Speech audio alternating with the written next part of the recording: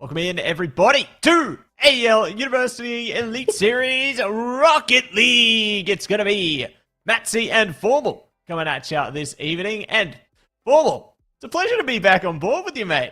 I'm happy to be here. I mean, look, we had a couple high school casts together, but the last time we were doing the Elite Series last year at PAX, a crazy final, a crazy upset, and it feels like so long ago, but a whole new season and some new teams, some familiar faces. It's going to be a blast, and I'm excited for this new season and this new format. Oh, who am I kidding? I'm excited as well, Max. It's going to be an amazing time ahead, just like our amazing sponsors. So, first and foremost, I want to say a big shout out to AGON by AOC, the #1 gaming monitor brand in the world. AGON by AOC provide best-in-class monitor solutions for gaming and all other needs. Also, get out there and power your game with the latest HyperX gear at Officeworks. When you need speed, control, and zero distractions, Officeworks has got the tech. Discover gaming gear made to handle serious play. That's it, Max. A big shout out to them and theirs, and a big shout out to Indomie, the noodle partner. Made with high quality flour and selected ingredients and spices, a plate of Indomie mee goreng will certainly brighten up your day. Try any one of the flavors available to date from your local grocer or at indomie.com.au. Big shout out to each and every one of them there, Max. We love them. Of course, it's always great to see everybody returning again for another year of the Elite Series. And, you know, in some ways, new format, new teams, in a lot of ways, things staying the same. Tonight, we're going to be giving you 4 best-of-5 series of amongst, I think this is our largest Elite Series yet, 14 teams.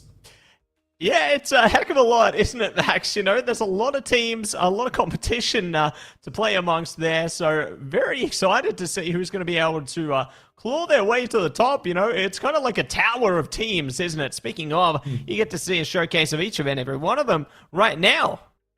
Yeah, I mean, again, some familiar, you know, powerhouses that we're going to be seeing coming back. UON, UNSW, those rosters still look dangerous.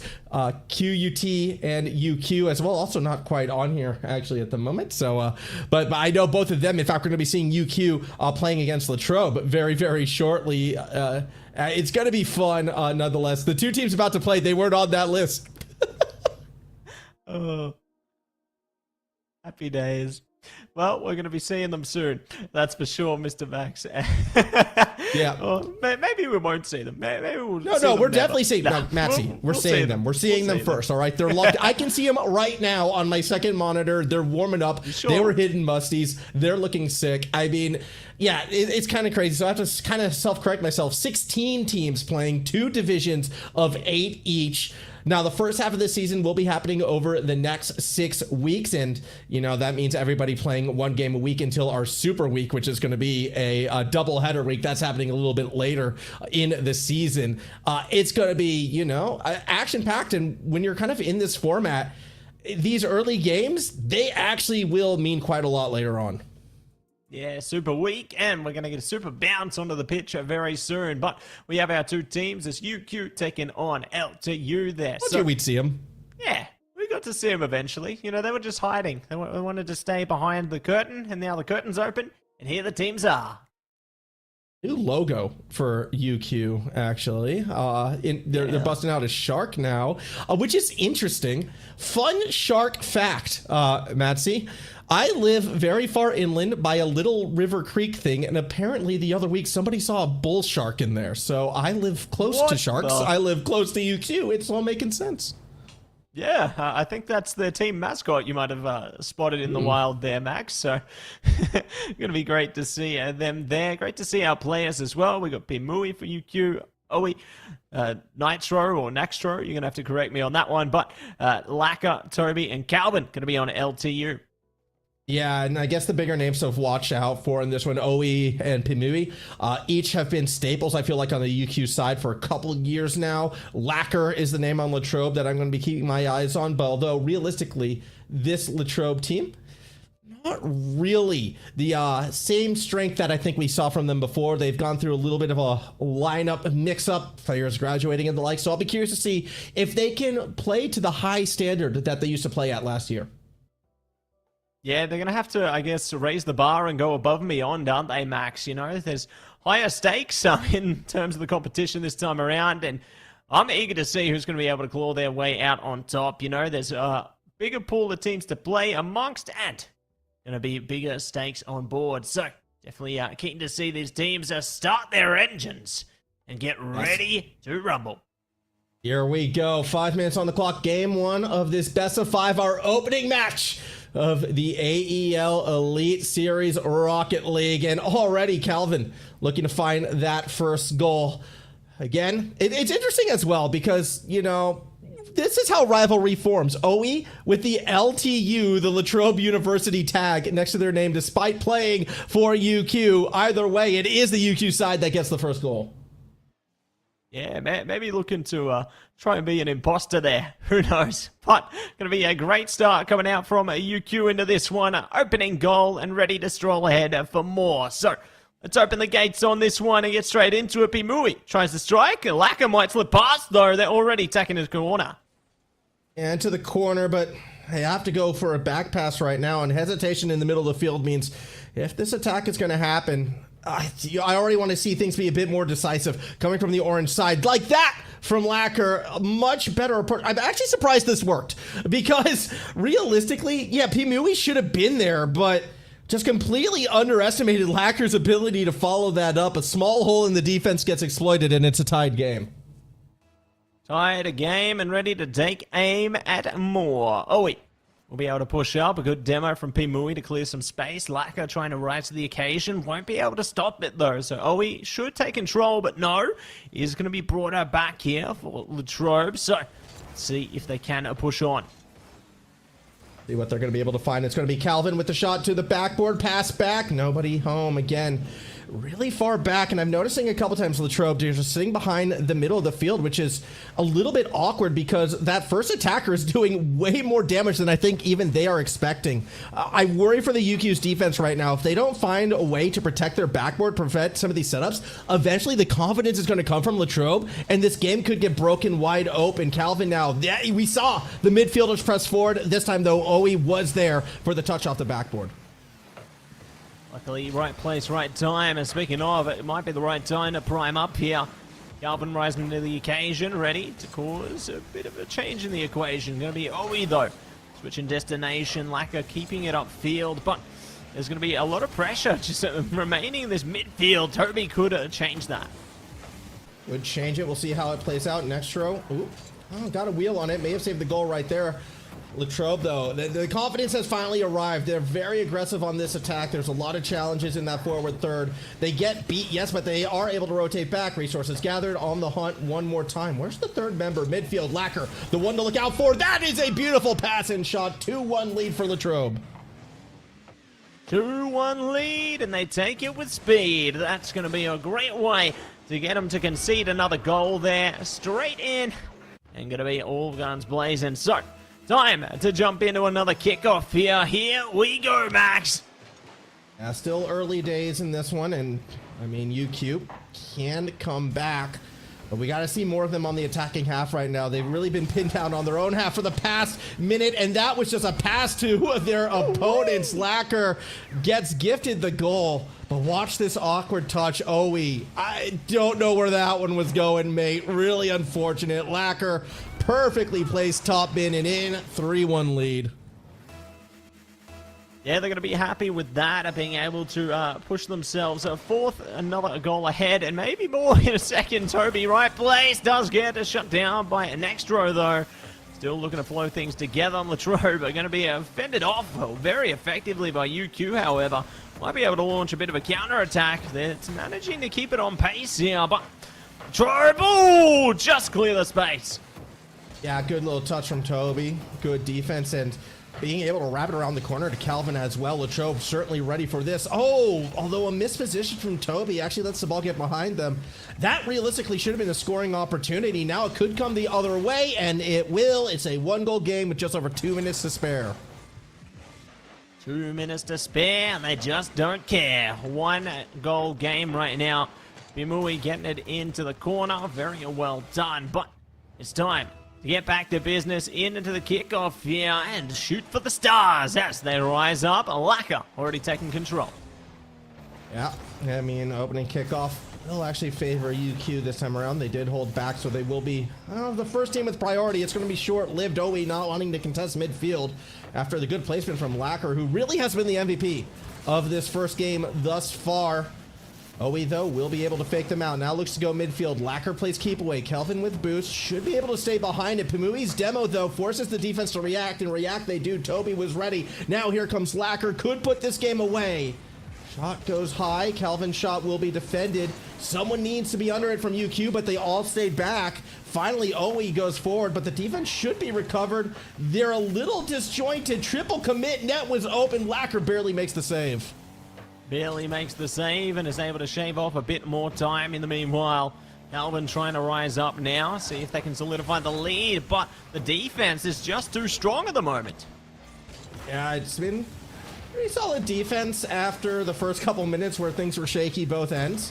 See if this will continue. OE to the net, double commit by the defense. Someone from UQ needs to commit right now. Nestro with the boost didn't want to go up for it, was kind of struggling to make a read onto where it'll go, and now Nestro, well, they wait for the ball to come to them. That's all well and good. OE, though, is forced to get aggressive, and that puts all the pressure on Pimui. Needs to hit backward. It was a rule 1, though, from the defense, yet somehow the ball stayed low. Defenders bumping into each other. UQ can't capitalize, and I think Latrobe got away with one there. Yeah, slipped through the cracks on that one and ready to launch a counterattack. Oh no! Double down, double defense! Lacker again, just the thorn in UQ's side. The dude has been everywhere, making sure Latrobe takes this first game. 15 seconds left to spare, and I think the damage may have been done. UQ will get one last chance, maybe. Depends on where this ball falls. Pimui ready for it. Beats one. Lacker might be alone on defense. I'm seeing 2 defenders. No boost. Lacker finds full boost, though. Gets the aerial. Gets the touch. OE goes way too high, and that will do it. Game 1 to Latrobe. Well done. Well played. Game 1 in their favor, and they're going to be happy to kick off with a bang into this one. Very eager to see if there's going to be much of a response heading towards our second game as well there, Max, because that one was pretty close and competitive, but Lacker going to be the single-handed goal scorer for the Latrobe side, and you got to see if their teammates can step up into this second game as well. Yeah, I mean, I feel the scoreline might not reflect as close as that game was. UQ definitely had the better start, but as soon as Latrobe recognized how shaky the UQ defense was, they had the confidence to play a little bit more aggressive. And after the first minute and a half, it really did feel like Latrobe's game. Yes, they did give up a goal later in that one, but they never felt out of control. They always felt like the team with the initiative. So if we are going to see this one flip back to the other side, I want to see more solid, more confident defense from the UQ side. They can't afford these double commits. They can't afford to hesitate as much because Latrobe, they've given up hesitating after the first 2 minutes of play. Giving it up and giving in to their prowess. Lacker. We're going to display some of that in the skies right now. Nextro does at least stop its momentum. We'll be able to pick it up again, however. Right plays on that one. Defenders trying their best to fend him off, but it's just going to remain stagnant in the midfield for now. That was a little stagnant, but nothing too crazy. Again, you can see Latrobe kind of trying to be the instigators and pushing it forward. A demo on the far end of the pitch really doesn't accomplish much at all, except for maybe an out-of-position UQ attacker. Very odd choice on that one. I think the demo was a side effect of a boost steal, and that could be UQ's answer. Shut down the resources from behind Latrobe, and maybe that will give them the midfield presence that they were lacking so much for the second half of game number 1.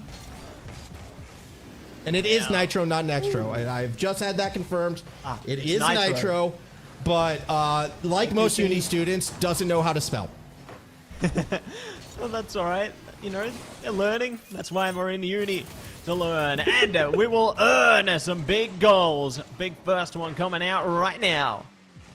Yeah, that is going to be just an open net for Toby. Pimui tries to dive to get there, but 2 UQ defenders stuck on the wrong side of the field. It's going to happen. And again, Latrobe, I'm just liking the confidence that they've discovered and that they're playing with right now. It really has been the turnaround they were looking for. And I am hoping this trend continues. Lacker to the net, not able to finish. Kelvin tries to do what they can, but can't get too much more after that. Early demo against Toby. Yeah, UQ, man. If they don't get this equalizing goal and soon, I'm going to worry for them for the series. Yeah, I'm already getting a bit worried nice and early in the piece here, Max, but we'll see if Nitro can go Nitro speed into this one.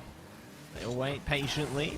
Good tap coming through. Owie at the bottom as well, ready to pick it up if they need to. On the side there, good positioning. Does have Pimui as a backup option, and they might need it. Calvin taking control there. Pimui not able to rise up. It's now on Nitro here.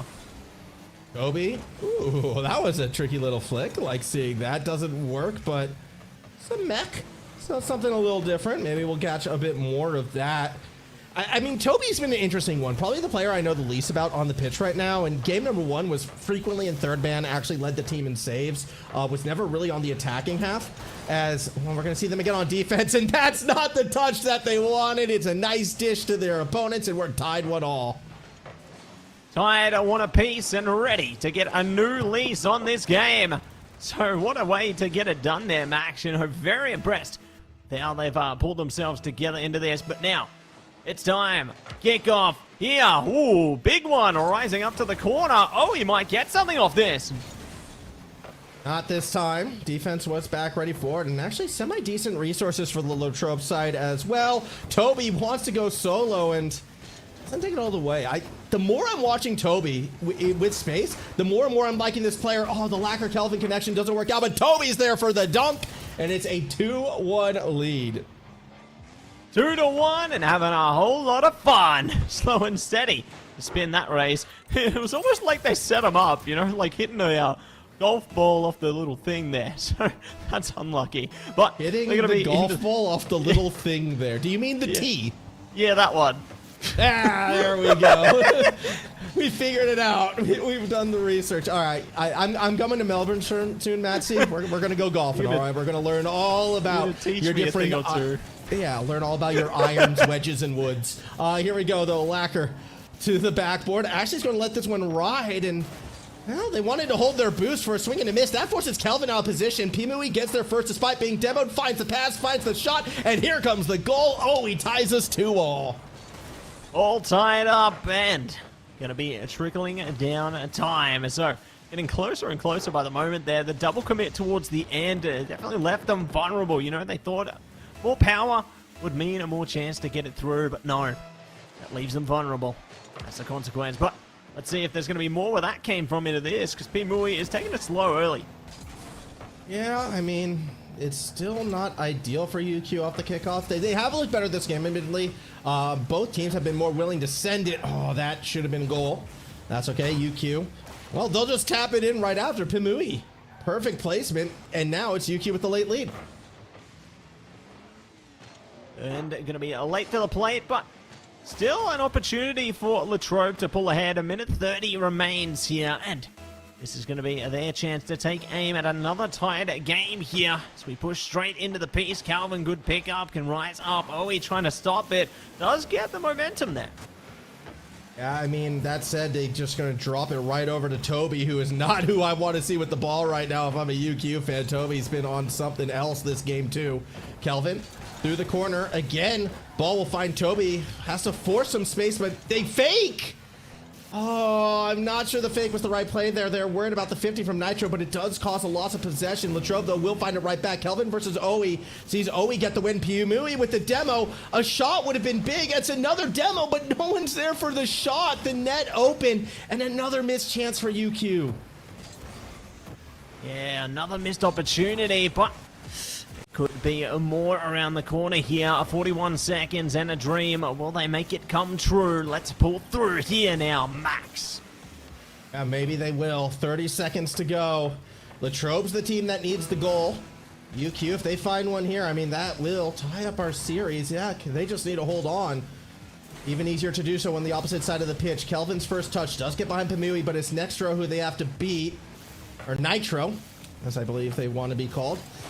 Again, pass across the middle, 12 seconds, and that was half-hearted. I think UQ may have done it. They might just be able to get it over unless there's a lot of luck on their side, but I think they're going to get a lot of unluck on their side instead. That is going to be hook, line, and sinker in securing a victory there. Hey, don't know what happened to the defense. I think Lacquer wasn't expecting the bounce off the roof, but should have had time to react. Yeah, strange play right there. Fair enough. Hey, if you're UQ, you take it. That's going to be the win. A 4-2 victory to tie up our series 1-all.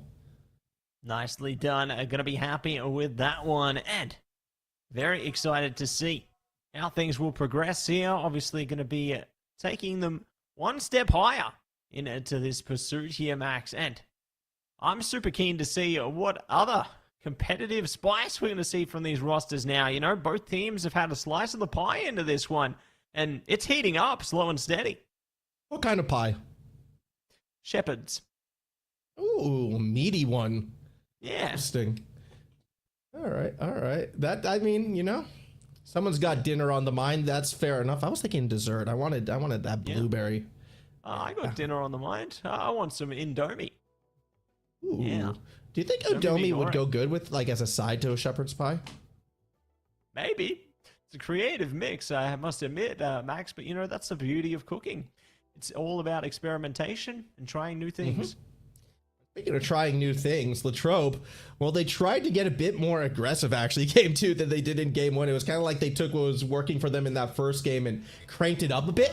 Maybe a bit too much, because it left their back half exposed, and the defense, which was really solid game 1, fell apart for them in game 2. So we'll see if Latrobe can right that ship. I expect Toby again to be a bit more further back, like what we saw in that opening game. But for the UQ side, hey, more of the same, hopefully, and, well, less of getting beat on the back end.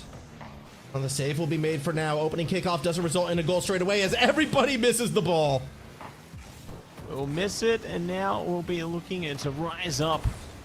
Try and take control again. Pimui. Rise to the skies. Not going to be able to supply a goal yet. Oh, yeah, almost. But good defense from Calvin holds him off. Holds him off for the time being, as Lacquer went for the dunk. Doesn't find too much. Pimui now up and around the corner. Again, Calvin will be playing keep away. In fact, Calvin might stay on it if they can wave dash to it. They could not. Lacquer gets dunked on by Nitro as we set up Pimui for the shot off the backboard. No one's there. No one's there, but no, there's going to be a lot of people there then. Close one. Oh, that should have gone in. Toby is not going to be happy with that. Here comes the follow-up touch again. Post down, out. That's off Lacquer. Still not in. Still not in. And eventually the defense pushes it to safety.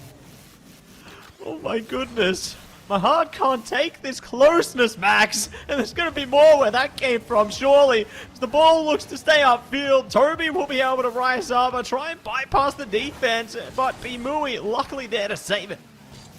Yeah, I mean, this is only the first series of the day and the first day of the season. Lacquer finally gets the goal, and we're looking at a 1-0 lead. Up by 1, and now the floodgates open. Surely we should see a few more trickle in from there, but it's going to be scored by none other than Lacquer. And Lacquer was one to look for, especially into the first game this evening. Yeah, we'll see if they can find it. Lacquer again wants to go backboard, but... And the defense ready, waiting underneath. Toby, ooh, gets beat actually. That gives UQ an attacking opportunity. The bump, the follow-up. Owie around the corner. Nitro, no, won't find the touch, but Pimui will, and that's going to be a tie game.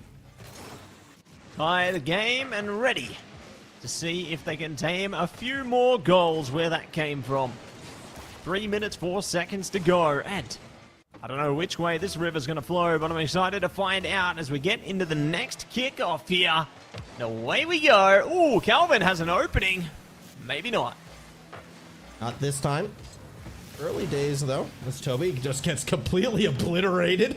Fair enough. Lacquer will be the next one up. Beats out Nitro, and I love that response from Toby, who just goes for the fake. This works if you have a third member, but the third member... not there, so Toby has to burn all of their boost. Now looks for the steal, gets it. That will extend the attack and lets Pimui do something amazing. Well, they just get beat. Ball's going to get centered. Here comes Calvin. First save is made.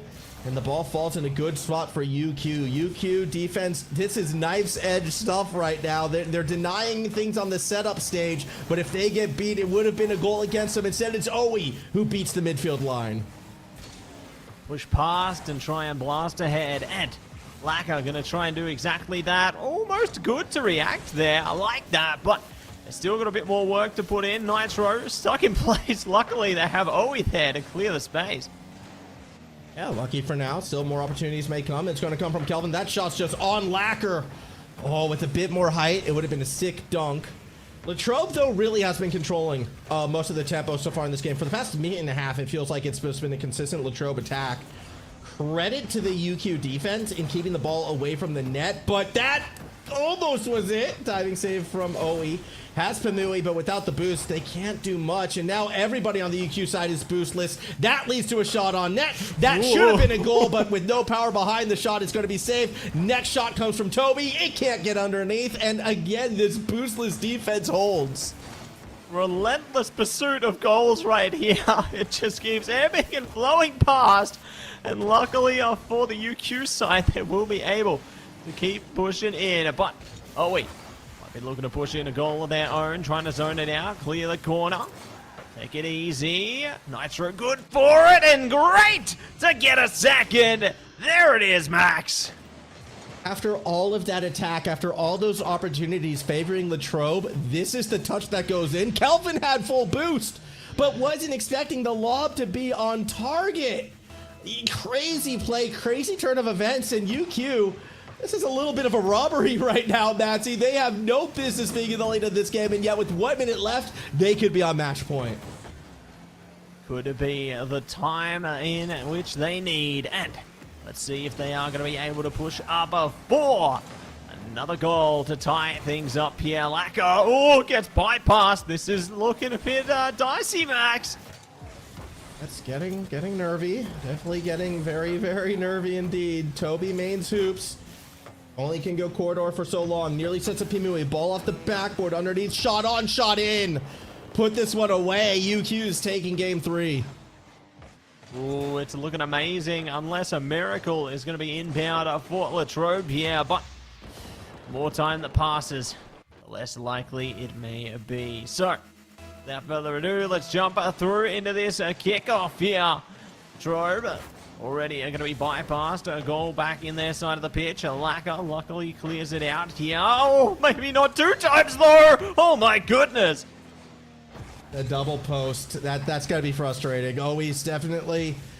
Well, I would say they're wishing they had that one back, but realistically, game still won. UQ still really comfortable position, and as the time ticks down, it is going to be a UQ dub. Is it? Yeah, it is. Surely. There we go. That will do it. UQ goes up 2-1 in the series. 1 game away from taking out our first match. Ooh, it's definitely getting closer now, Max. And keen to see if Latrobe's going to be able to step it up a notch. You know, Lacquer was able to get 1 goal, but it feels like all their gas was expelled during the first game. So hopefully they can refuel coming in into this 4th game ahead. Yeah, it will be. This has been a weird series for me because I'd say Latrobe had priority, was the more controlling team for about 65 to 70% of that game, but they were never able to score. And what was UQ's biggest weakness in the first 2 games, which was, you know, their defense buckling under pressure, double commits, just looking very off balance. Well, they finally found that flow state and were shutting down a lot of Latrobe's attacks during the setup stage. Not enough so to flip the map in their favor, but enough from realistically stopping anything near the goal. Yeah, we had a couple near misses towards the end, but nothing that was really going to change the outcome of the match. So, I don't know. In this last game, Latrobe's going to have to do something to, once again, get the UQ defense off balance. Otherwise, this one could go UQ's way. See if they can do it now. Nitro ready around the corner. Does garner a storm, but will be bypassed. Still going to be in Latrobe's side of the pitch, though. Lacquer trying to bounce it through. Good clearance. Straight to Nitro, though, so they can continue the pressure here, but they're not able to build up to the goal just yet, and it's countered beautifully. Just going to stay on the backboard momentarily as Nitro sits in the corner. Going to wait for the ball to come to them. Calvin underneath. Won't get the chance.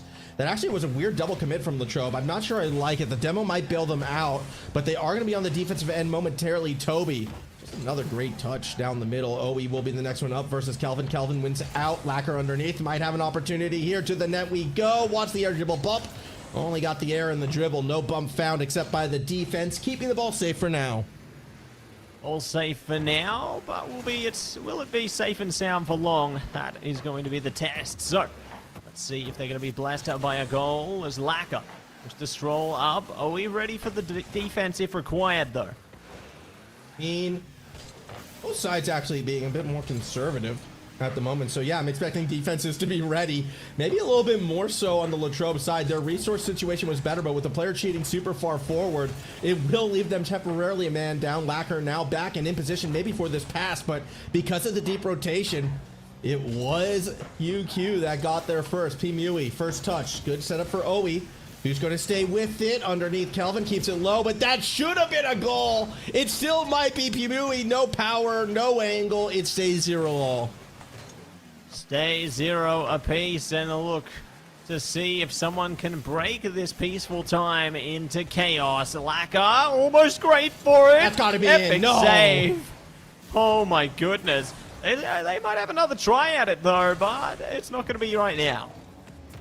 It could be. If one player stayed cheated forward, nope, they rotated back. Okay. There could have been a chance right there, Lacquer, if they wanted that deep pass. That would have been the moment. That's okay, though. They'd rather the more controlled approach. This didn't really work for them last game. Maybe they'll force something here. First touch on net does get Pimui and Nextro to bite. That means one defender should be back on net. They're going to try to bait him high. OE goes for it, but Calvin was too far back to go straight down the middle.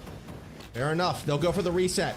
They'll get underneath one defender, but yeah, UQ's defense right now, they're playing so patiently that if we're going to see Latrobe beat them, they either need to make someone miss with a mech play or go for a demo, because just lightly peppering the defense is not going to cut it.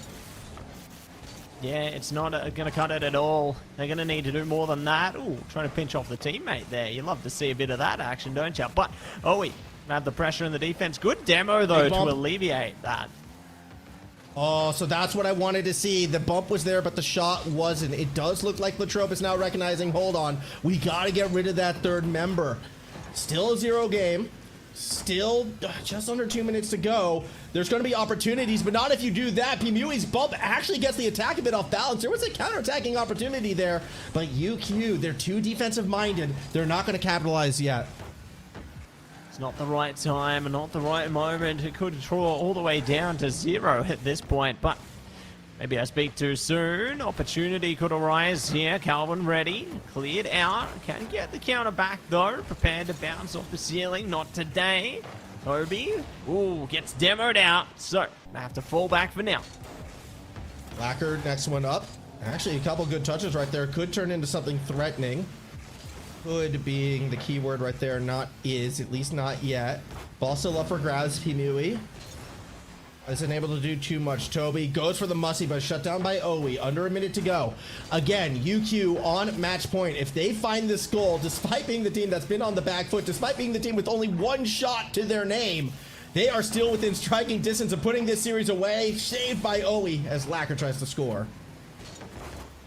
Try and score and see if they can implore them for more. Lacquer. Good to actually get a bit of motion over the ball there. Can look to play into it with full boost as well. Calvin tries to pass it off, scoop it in. Pimui, redirect. If that had been a little bit higher, that's a goal. Boost low, and there it is! Finally! Latrobe gets one past this boostless defense. Oh, OE, I don't think realized that Pimui, who was in that third spot, was boostless. If they had, I think they would have made a slow down and played against the inside post. It happens. Goal against them. Latrobe takes advantage, and now 18 seconds left. We're looking on the cusp of a match 1 Champions Field date.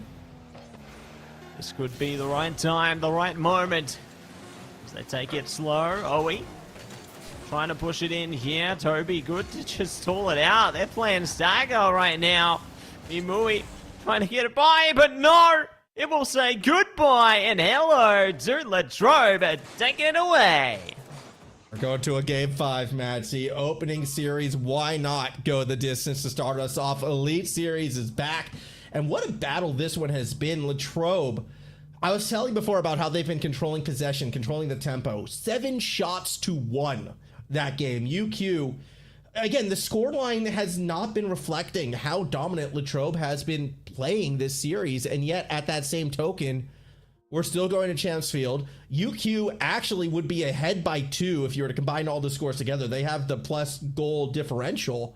It's been a weird series in that regards, but going to the last match, I do feel Latrobe may have finally figured this one out and should be able to put it away. It's their time to prove themselves here on Game 5. Look alive and dive in. Laka taking it for a spin now, looking to play off the roof. Nitro stops him in place though, and now looking to push it straight back. I will say this though, if UQ finds a goal early, like they nearly just did, it will be a lot tougher for Latrobe to come back. So my expectation, this could be another 1-goal game. This could very easily be a next goal wins this series with how low scoring and how defensively minded realistically UQ has become. We'll see how that plays out. Midfield challenge goes Owi's way. From underneath though, no one there to challenge, so it will be Toby to the backboard. Ball water falls down. Owi, oh, what a dangerous touch. Kind of got away with one there. Yeah, got away with that one. Let's see what else they can get away with. Laka already looking to push past here. Keeping the ball slow and steady onto this one, but a bit more where that came from. Calvin picks it up, ready to scoop by it. I got it somewhat near the backboard, but not too much after that. Still 4 minutes to go. Here comes Owi to midfield. Oh, doesn't quite get all the ground pinch that they wanted, so defense will be able to scoop it up. This is one of the few times we've seen UQ on the attack, though, and it may be short-lived with that pass. What a catch by Calvin, and it goes all the way to the backboard.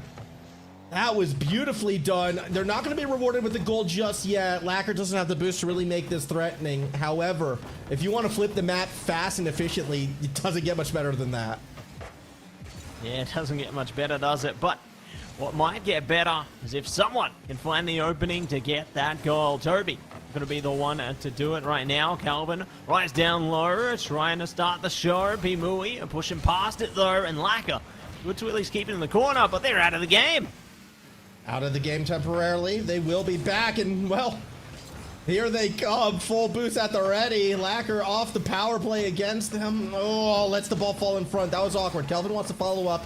Yet Nitro was there, and with the demo midfield, that can open up UQ. Here they come. Pimui flicks it up. Lacker is there. Save is made. Owi shot high, and Nitro was on the wrong side of the field. Yeah, gone to the wrong house for that one. Hopefully they'll come home soon, but Calvin gonna be looking to send this goal home right now. Right place, right time. They chime in. That was the go-ahead goal that Latrobe, I feel, needs in this series. A rare defensive mistake for the latter half.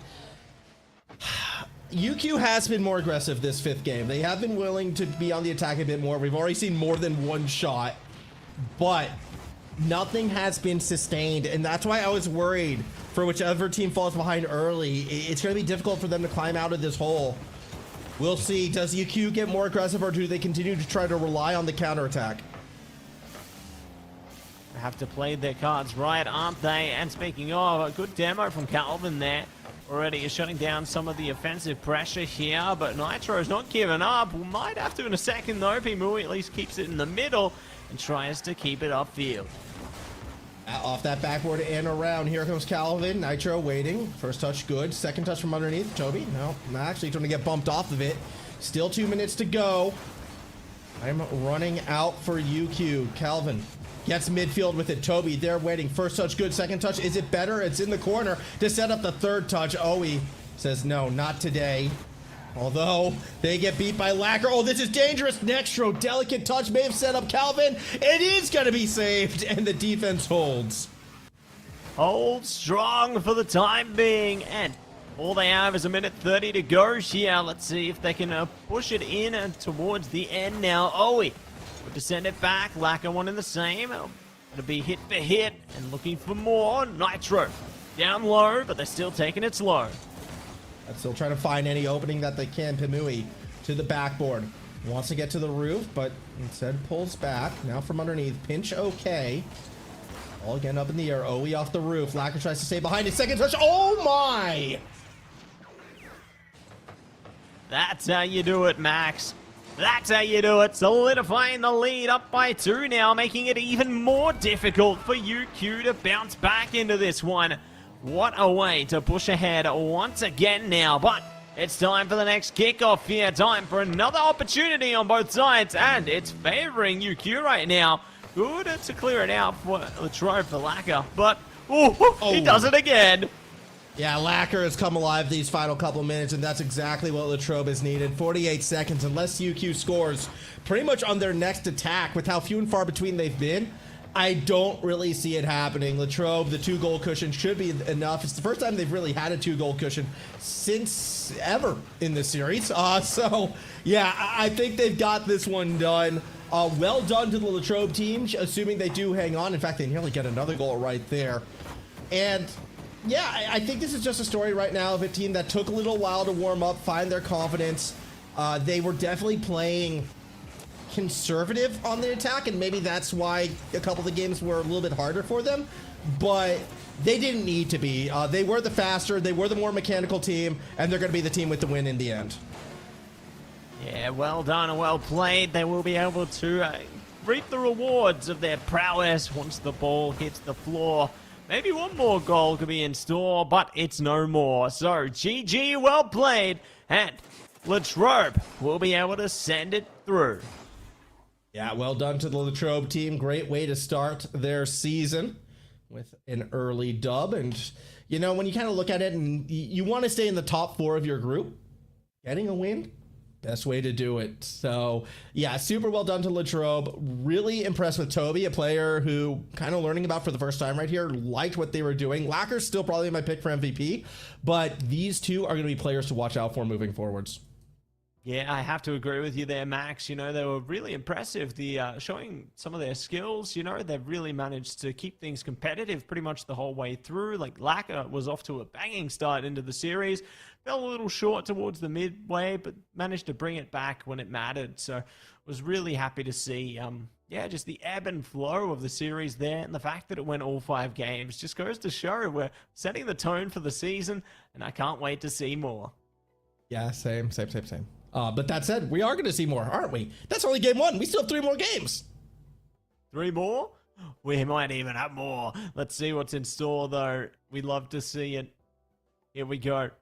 It'll be our first update here. And let's take a look on the other side of things. Gonna be QUT 3-1 win over Deacon. There you go. So, yeah, again, not every game going to be live streamed in this one just because there are so many teams this time around. So QUT getting that win, great for them. Latrobe as well up early, but there's still so many other teams that need to play, Matt. Like, look at all these teams still 0-0-0-0. Yeah, lots of zeros are going to be turning to higher numbers very soon, but we're going to get another series set up, everybody, right on the other side of this. Don't go anywhere.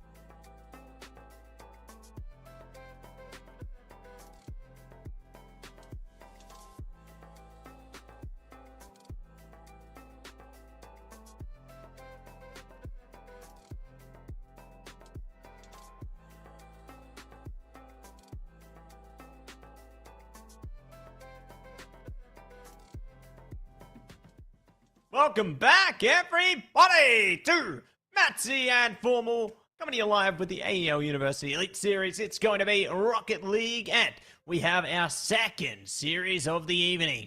It's going to be none other than Macquarie Onyx taking on the Monash Ballers. Yeah, this is going to be a fun one. Macquarie, a team that, you know, they had a good run last season. It looked like they were going to go undefeated all the way up until PAX, where they came up that little bit short in the end. Tadagane had an amazing performance to help the University of New South Wales get the title, and now Macquarie, they want revenge. This is going to be an interesting season for them. Obviously, a little bit of a different lineup. ZZ Men, new player to the team, but whenever Lunar is on the lineup, they're going to be dangerous.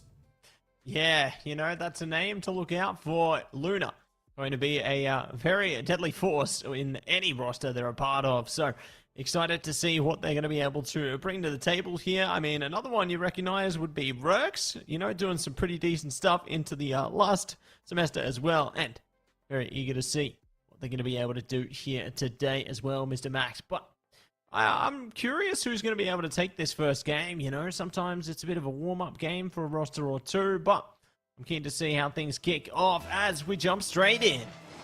Well, for me, it depends whether or not how much Lunar has been playing, because Lunar's been surprisingly absent this year when it comes to RLCS teams and the RLCS pro grind. We've seen that a bit, though. Sometimes these players in the AEL, the ex-RLCS players, they come back just as strong. Just look at, you know, your Steves and the likes. Jules, another name that kind of retired from RLCS and they came up big. Now, I'm not sure if Lunar is officially retired. Haven't seen much of him, but has that pro player backing. On the other side, though, you're calling out Rooks as Lunar gets the first goal. I'm actually looking at Fergo. Fergo has been a player in AEL, played in the high school leagues, now playing in the intervarsity leagues. I always like seeing players, you know, grow and move on to bigger and better things as they keep going. And I would love to see this player have success like they did in the high school league at that next stage up. I'd love to see them take it to the next level here and now as well. You know, they've obviously showcased their skills within the first level there, and now they're taking it one step beyond. But Luna, I like the patience here, the discipline. They wait to make the play. Yeah, I mean, everything about Lunar is an interesting character, and I stand by this. I get made fun of by others for claiming this, but I stand by it. One of the smartest Rocket League players in terms of game sense and game IQ out there. Always can understand the situation, always knows where to be. The dude has put in the time and has some of the best game sense out of everybody, plus solid enough mechanics to boot to follow it up as well. Arguably would be the best mechanical player on the pitch right now, which is really what makes him sort of this multi-layered threat within the confines of the AEL series. That was Lunar at his prime. Whether or not that's the Lunar we're going to be seeing this season, time will tell. But if he is playing like I think he's going to play, look out. Musty pass to Corp, and that's a 2-0 lead. There it is. Well done. And we'll be able to push on strong even more so. So, you love to see the setup there. You know, pass it along one teammate to the next, and they will be able to inject the next goal into the game. So, 2-0 to start and ready to try and rip things apart again. But Monash, they got the first hit. Might be looking to take it one step further. We're going to try to find those opportunities as Fargo goes along the corner, gets the dunk. Is there anyone there? Yo! Nick wanted it. But unfortunately, when he didn't have the boost, it felt like he just kind of got stuck underneath the play. Would rather try and keep the defense off balance, and it only works temporarily. Good clear up the corridor by Lunar. As we go, awkward camera angles. Everyone's just getting demoed. Camera not on the ball, and somehow it's going to find its way rolling towards the net. Very fortunate it doesn't go in. Yeah, that's going to be lucky for them. Might not be so lucky in a second, though.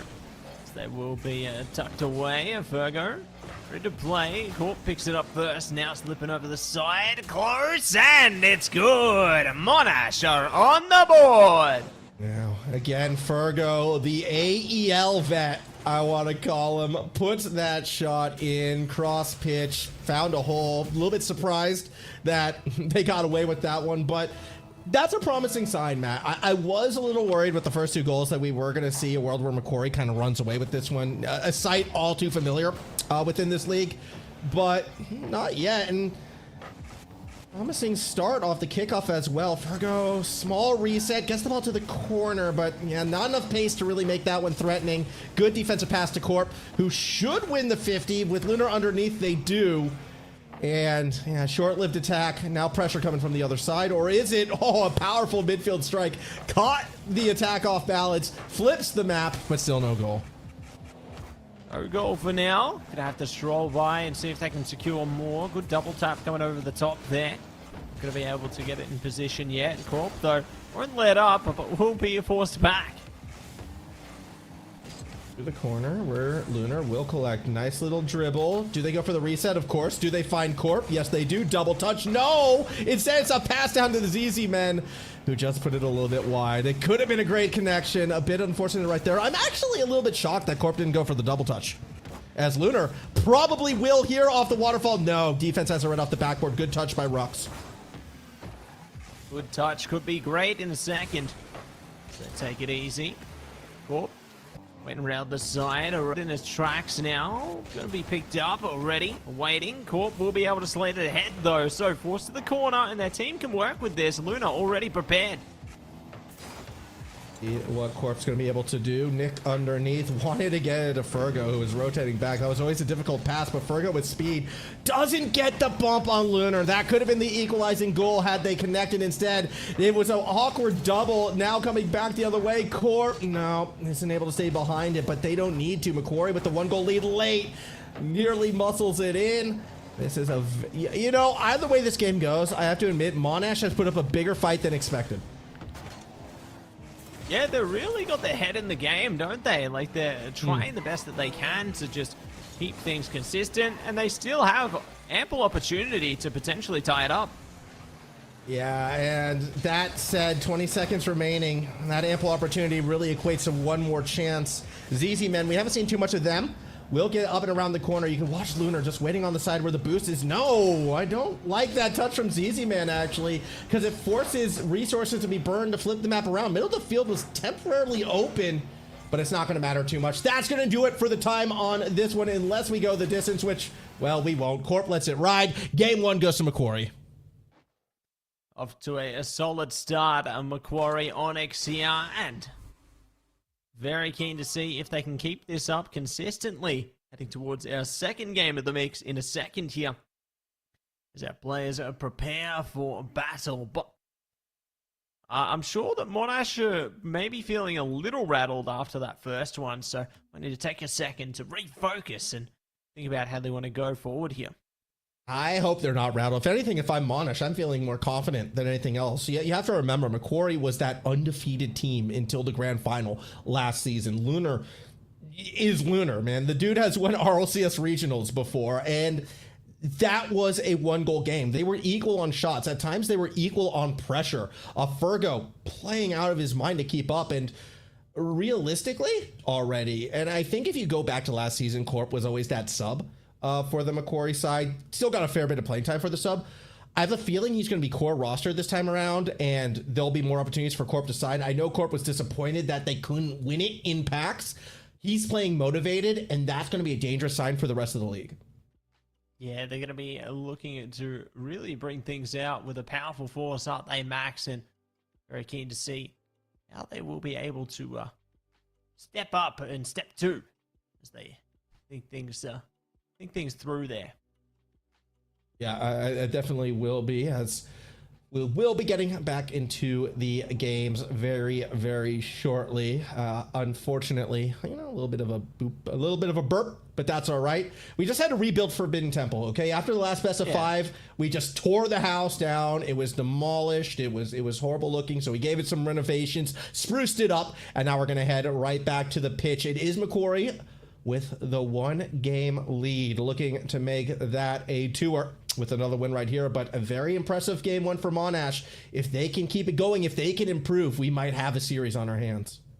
Yeah, I'm eager to find out if we are going to have just that, you know, a series on our hand. Go to all 5 again, Max. You know, we're going to maximize our games, and hopefully we maximize our overtimes. 20 minutes, you and me. That's what's going to happen, Max. I've been calling for it forever. Plane flight at 6 in the morning. You're going to be casting on the plane, mate. You know what? That would actually be sick. That would be pretty dope. If I was given the opportunity to do a cast on the plane, I am all over. I got. Now the thing is, do I pay extra to do it in business class, or do I just go to the back of the plane economy and cast back there with the screaming babies? Business, for sure. For sure, Max. You know, it'd be pretty dope. You just like you're on the plane, you're casting, and you get like the new map on screen, right? And then somehow your flight is like flying past the actual location. Is like, hey, look, the map's down there, guys.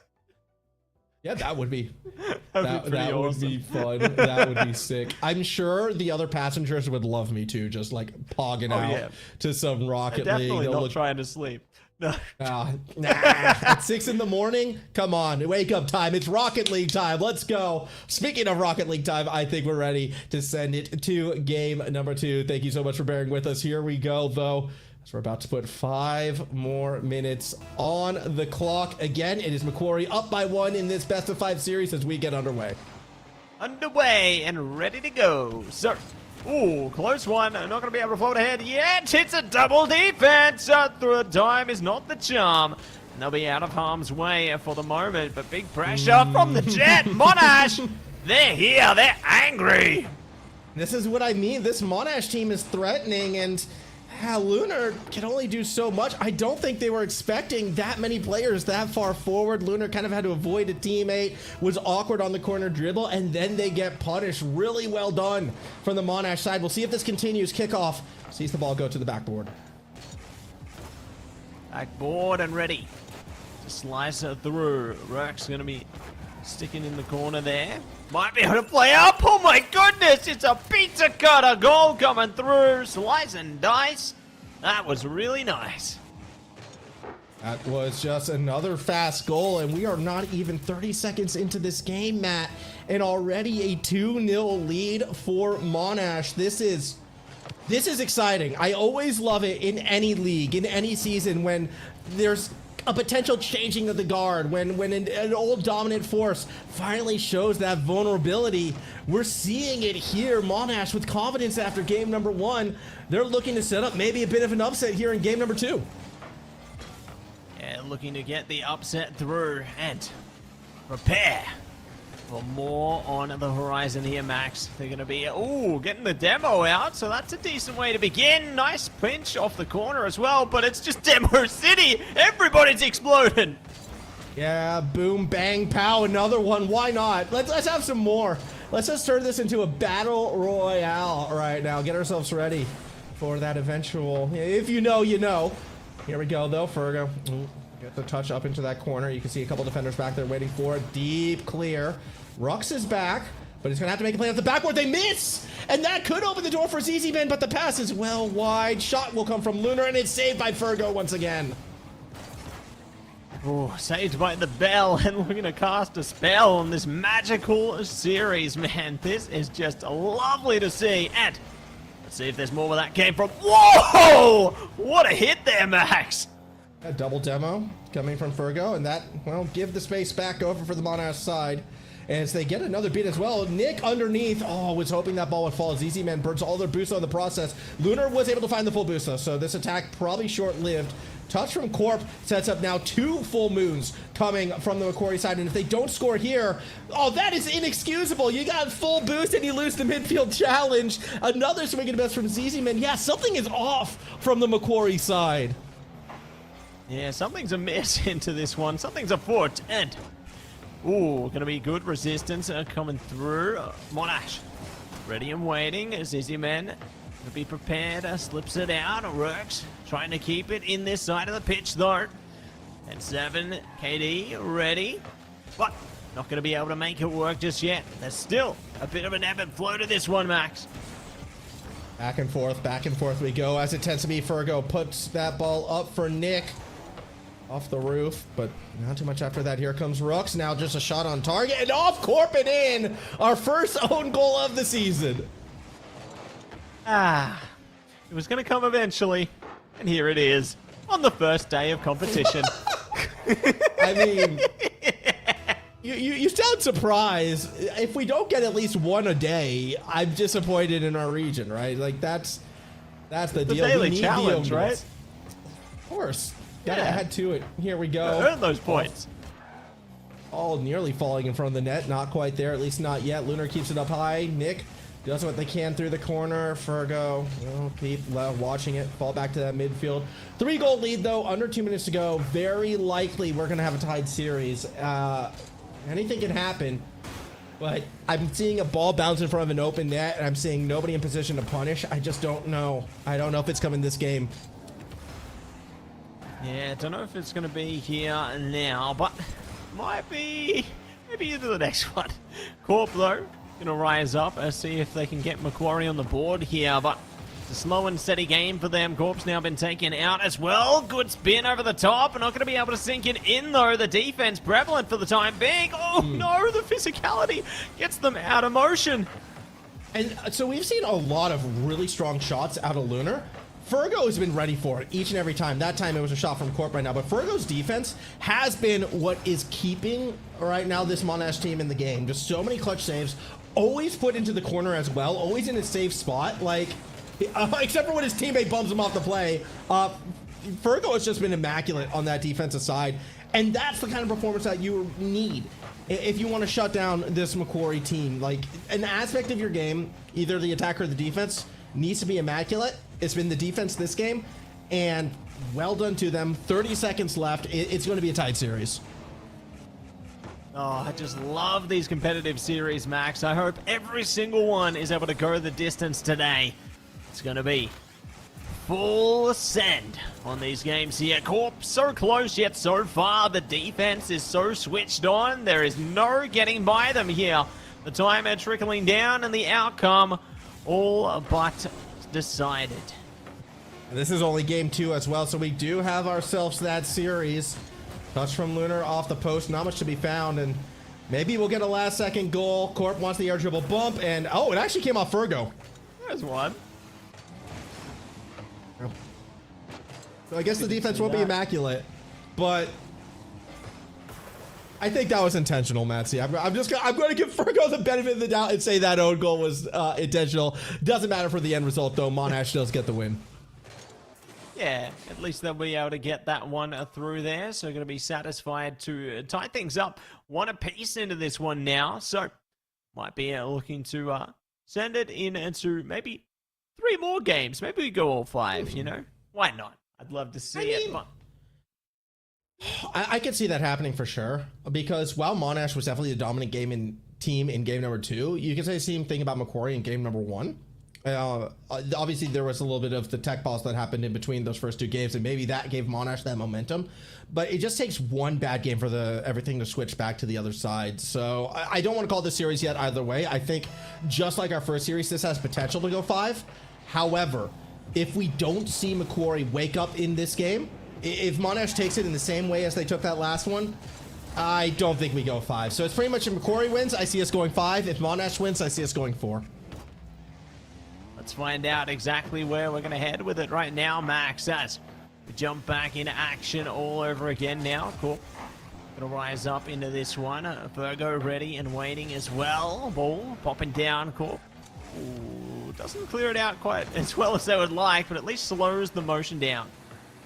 I mean, Lunar is still doing enough to keep the attack off balance temporarily. Rux wants a double, but can't read Lunar's touch. Looks like we almost have a couple Rule 1 set up right there. In the end, though, everyone continues driving along normally. Rux in an awkward spot. Oh, it's a swing and a miss, and that's going to be a freebie going to Corp.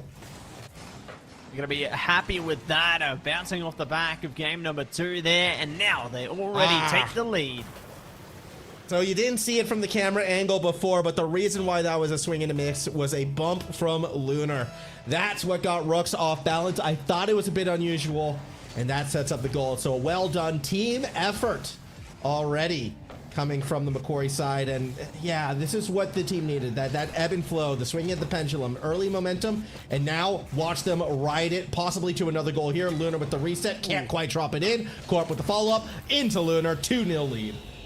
And there it is, teamwork pulling through again. It's not just a single player game. There's going to be 3 players per side on this pitch, and they work together and set things into success here. So, well done once again to the Macquarie side, off to a ripper of a start. Yeah, I mean, good, very good start. One off a mistake, the other off to strong team play, and really a great individual effort from Lunar as well. Just understanding where they needed to be. So that game IQ is back. It looks like Macquarie, they are back as well. And even in touches like this, like we didn't see any midfield challenges from Lunar that last game. Now they're getting involved one more time. This is more of the style of play that I expected to see from Macquarie, and it makes me nervous for Monash. I get nervous easily. I don't know if you've noticed, Matsy, but I get nervous for these teams very easily when things start to not go their way. Oh, that pinch nearly goes in. I'd be worried if you didn't get nervous, Max. It just shows the passion you have for this wonderful esport and the passion you have to see these players succeed. But let's see if they can find another success in the moment, and 7KD trying to set it up. That should have been in. Nick should have put that in. That was a little awkward right there. And it's a situation too where Monash kind of needs that goal. The 2-point deficit, obviously not ideal. Here comes Nick again, but yeah, just running into defenders. I don't know. I feel like once Macquarie switches on, opportunities to score will be few and far between. The demo was right, but the shot was not. It was Lunar getting in the way, and yeah, very good defense from Macquarie. Very much a situation where Monash might have the momentum at the moment, but if they can't capitalize on it, it's not going to mean anything. They need to find that opening. They need to get that way in, because you're right. If they don't, then it's just going to stand still. It's going to be a stalemate. They do get the demo into ZZ Man at least, but I mean, they need to work something from it. Corp, good to be in the back line there, can keep clearing it out. Luna, good to work off it, but Monash, they need to find their own opening here. Now they'll need to find something, and they'll need to find it sooner than later. Maybe Corp around the corner will be able to get just that. Oh, awkward pinch off the roof. Lunar's going to chase it. Can only go so far. Rooks back to Fergo, to the backboard, caught by Lunar. Where do they go? They have Corp off the sidewall, and they can collect this dribble and turn it into a threat, but no, they just go straight for the shot. Would have liked a slower approach. Fair enough, though. Defenders were back, and if you can shorten the field now, it's still worth it. Nick has to get the beat. Doesn't really. This is still really good for Macquarie. Good for now. Could get even better. Oh, gonna be fended off for the time being. So good for them. Luna, ready, waiting. Teamwork once again. Locks it in for 3. ZZ Man. Yeah, it's ZZ Man getting involved. There you go. So it's not just the Lunar and Corp show. Granted, when you get a perfect pass like that, you gotta score. Otherwise, you're cut from the team. Otherwise, you know, you're back to playing Rocket League Junior. But nah, ZZ Man gets that, puts it in. Well done. Great pass, great shot. And that should be enough to once again give Macquarie a lead in the series. Good lead and taking it with speed. Now, gonna be demos coming through as well, conceding a player for player moment. Rock's gonna be sticking back as well. Good with Fergo. Push it to the middle there, and 7KD ready as well. ZZ Man though trying to take aim at another goal. Rocks now. Gonna try to take this one around the corner. Gonna drop that one down. Is there a shot? There had to have been a shot faster. Yeah, when opportunities like that present itself, you've got to be fast. Like this, perhaps. That's a shot from Nick. No. Again, saved by the defense. Corp almost gets forced into an oval. Why is Corp rotating back for that distance? Why? So they can keep the momentum around. But with 30 seconds remaining, damage done. Lunar puts another one on target. Not going to matter too much. It's going to be a 2-1 Macquarie lead. Gonna be happy with that to shift the momentum in their favor all over it again. Time trickling down, and the outcome will be set in stone before we know it. Monash might be able to take one goal back before the conclusion here, but it's looking less and less likely as Luna is already looking to set up another goal for their team. Oh, if he had boost, it would have been in. There's still a chance. The thing about oh, good catch by Lunar. Gonna flick it up, and does that fall in? ZZ Man? No. Oh. Close one. Okay, so something I've noticed more so in this game, and a little bit in the last game as well, Corp is frequently in the right place, trying to do the right thing, but the execution has been inconsistent. But this is a fine problem to have.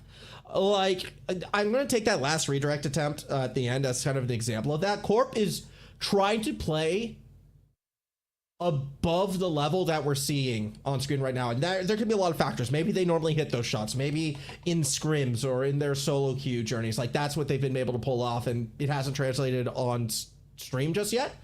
But if Corp starts to get consistent with a lot of those touches and a lot of those plays, Macquarie's going to be back to full strength. Like, plain and simple. If Corp can get to the level of some of the players that we saw from Macquarie last season, look out. Because Lunar definitely still showing those mechanical signs of brilliance, still showing that same game IQ. Just needs Corp to rise a little bit more. They're doing the right thing. It's now down to execution, and if they start to hit that 3-0 lead that we saw that game, can become 6-0 quite easily. That would be absolutely perfect, you know, if they're able to make it work for themselves here. Speaking of, we're now going to be getting in the game once again, everybody. And Rocks already pushes straight towards the goals. Oh, there it is! I mean, all right, kickoff goal, fair enough. Corp just got beat on the kickoff, and Fergo full send. Doesn't take the shot. Instead, actually, I think that was a shot. Backboard follow-up just there. Full commit, fair enough. As it is going to be a 1-0 lead out the gate. Here comes Fergo with the reset. Oh, he goes over to Corp. Going over the top and ready. And drop it in. Corp pass off there. Not going to be able to set it in the way just yet. Fergo is going to be prepared to fend them off for the moment. Nick ready as well. Might need to find a way through, but it's good that they keep them away from the goals for the moment. It is as, oh, swing miss from midfield. Corp, though, going to get bumped off the play as well. Lunar tries to follow it up, but Fergo is there. ZZ Man gets the first touch, wants to go over to Lunar. What a redirect, Lunar! Oh my goodness. I can't believe what we've just witnessed, Max. Just absolutely insane gameplay. That's a smooth operator right there. That's a vintage RLCS Lunar coming back out off that touch. Goal of the night so far, easily. My goodness, Lunar, so clean. And yeah, this is what I'm saying. This is why Macquarie, even though they drop a game, even though game 2, they really did not look switched on. When they start to connect, when they start to hit, look out. This team, they're going to be a favorite in the league. They're going to be a favorite, and I reckon we're going to find a few more favorites as the night goes on as well. Love to see the identities behind these teams as they develop their journey. The season beginning. And now Corp's awake as well. Gets us get another one awake. Here comes Macquarie. Look at this double. I mean, they had the reset, which they, I think, saved to kind of flick into it at the very end right there. A little bit of an underneath dunk, but full commit from Corp. This is, yeah, a great little turnaround for Macquarie, as they will be a little bit on the back foot off the kickoff, but I imagine they'll be fine. Imagine they'll be fine and ready. Oh, and they're so ready. Take it away. It's a third goal. Yeah, I mean, look, Lunar with the setup, Corp with the shot and goal. But if you ask Twitch chat right now, all of this is ZZ Men. This has been the ZZ Men show. ZZ Men doing the hard carry. ZZ Men RLCS ready. Look out, Torsos. ZZ Men coming for your spot on wildcard. Yeah, watch out. Be looking for that and more. Luna seeking out the next way to score. Pounce over the side there. Interesting creativity. Corp now attempting to play off it, but going to be forced to concede. Retreat for the moment. That's just a shot from ZZ Men straight on. Rux, though, in the corner will be challenged, but they let the ball get away from them in Lunar. Yeah. Can't give Lunar a free touch. If Lunar's coming to challenge you, you need to keep that ball as close to your car as possible. Gets too far ahead. And look at that. Just immediate punish from Lunar. 4-1 lead. We're not even 2 minutes into this game, and it looks like Macquarie, they just want to end the series here. Yeah, they just want to call it here and now. And prepared for whatever that takes. Double demos up front, looking to see if they can take the brunt force of the defense as well. It's easy, man. Just swimming by him. Yep, as we try to make a play off the backboard, but it's still going to be Rux who's there trying to go midfield. Caught by Corp. Lunar now up and around said corner. Wants to stay behind the play. Someone's got to fall on it. Someone. No, they don't, because Lunar will find the next touch, but it's all ZZ Men. You have to remember, every goal, everything good that is happening for Macquarie, it's all ZZ Men. Yeah, all ZZ Men this time around. Going to be happy to kick off the season with a bang here. And going to be another one around the corner into the kickoff right now. Ooh, it's swam by everybody, it would seem. We're taking it slow. Yeah, they are slowing it up, as we'll see. Corp now into that corner and wants to make a play underneath Fergo. Swings, Fergo misses. Nick gets the touch to the midfield. Rux is there. Wants to say corridor, but instead winds up centering it instead. Corp plays keep away. Lunar's already moving forward. This is dangerous. Double touch. No, Corp! Corp just... All right, fine. I wanted a sick Lunar highlight, but instead Corp kind of backboards it. Fair enough. I think we got enough highlights already in this one. Hey, we might be looking to get a few more. You never know. There's still a few more opportunities, Max, and Luna will be looking to maximize their return. Well, maximize return is giving up possession midfield. I think you need better investments. Let's see what Corp can bring. Reset towards the net. Rux is there. That's a weak touch, but Lunar was a little bit too far forward, so they don't get punished, at least not straight away. Defense actually panicking right now. Everybody diving for the ball. A delayed triple commit. Fergo able to recover. That's all well and good, but with just over 100 seconds remaining, 4-point differential, it's not going to happen, Matsy. I'm sorry. No 20-minute overtime, no comebacks, no hope. It's Macquarie domination.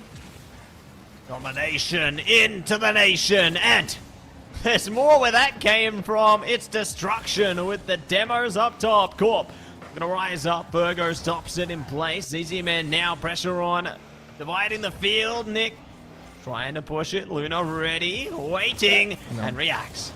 And Nick didn't quite get the reset, and that kind of fizzled that attack. Now here comes Lunar. Shot on, double commit on the save, but Rux was there. Corp now with the follow-up will go high.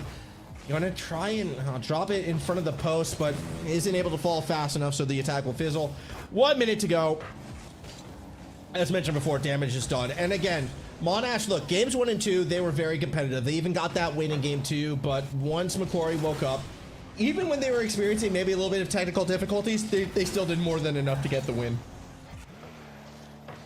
Yeah, hard work pays dividends into this one. Fergo looking to put in some more hard work here to try and get maybe 1 goal back, but the likelihood of bringing it back is dwindling more and more as the seconds will trickle down. Oop, here we go. That shot on, not quite in. Instead, we're going to come back to midfield. A little bit of rubbing is racing as Corp will push that one through. 6-1, and we are 1 goal away from the most infamous scoreline in Rocket League. Your favorite? We might be back. We might be so back. You should know. You know what my favorite is. It's not that one. It's a different one. We'll get there eventually, Max. Don't worry. I It's hope, like 20-minute so. OT. Hey, you can get that with my favorite scoreline. I think I'm that would ready. become like literally the worst game of Rocket League in history. Here we go though, 3 seconds, and we're done. It's done, it's over. Macquarie starts off their season with a 3-1 victory over Monash. Ball will soon hit the ground. MVP for this one, as much as I want to give it to ZZ Man, it's gonna be Lunar. Yeah, it's going to be a Luna taking the star this time around, so well done. They will be MVP into that matchup. A big stat line for them, you know, lots of high impact coming through there, but it's a team effort across the board with them, so very impressed with how they managed to hold it together in that series. Yeah, I mean, again, this is a team that went undefeated all last season until the grand final. They're picking up kind of where they last left off in terms of seasonal play with another win. They are going to be favorites. They're going to be a tough team to beat, and whether or not, you know, we even see them fall during these first 6 weeks, I wouldn't be surprised if they go undefeated again. Like, they are the raid boss of their division, and good luck everybody else. Yeah, good luck to everybody else, and now we take a look on to the other side of things. Yeah, I like it. Yeah, UON with the 3-0 win. Again, UON always, you know, a perennial top 4 competitor in this league. Off to a good start against Swinburne. That UNSW Roar team, though, that's that other scary one. As we take a look as well, you can see Macquarie with the 3-1 win over the Ballers. Hal about to go up against UTS. University of New South Wales, they got 2 competitive teams. I'm excited to see them play out. Yeah, eager to see how things will progress. Hey, definitely a solid start, but we're just at the beginning. We're going to be spinning more series into the web as we head towards a break, and we'll be back with the next one.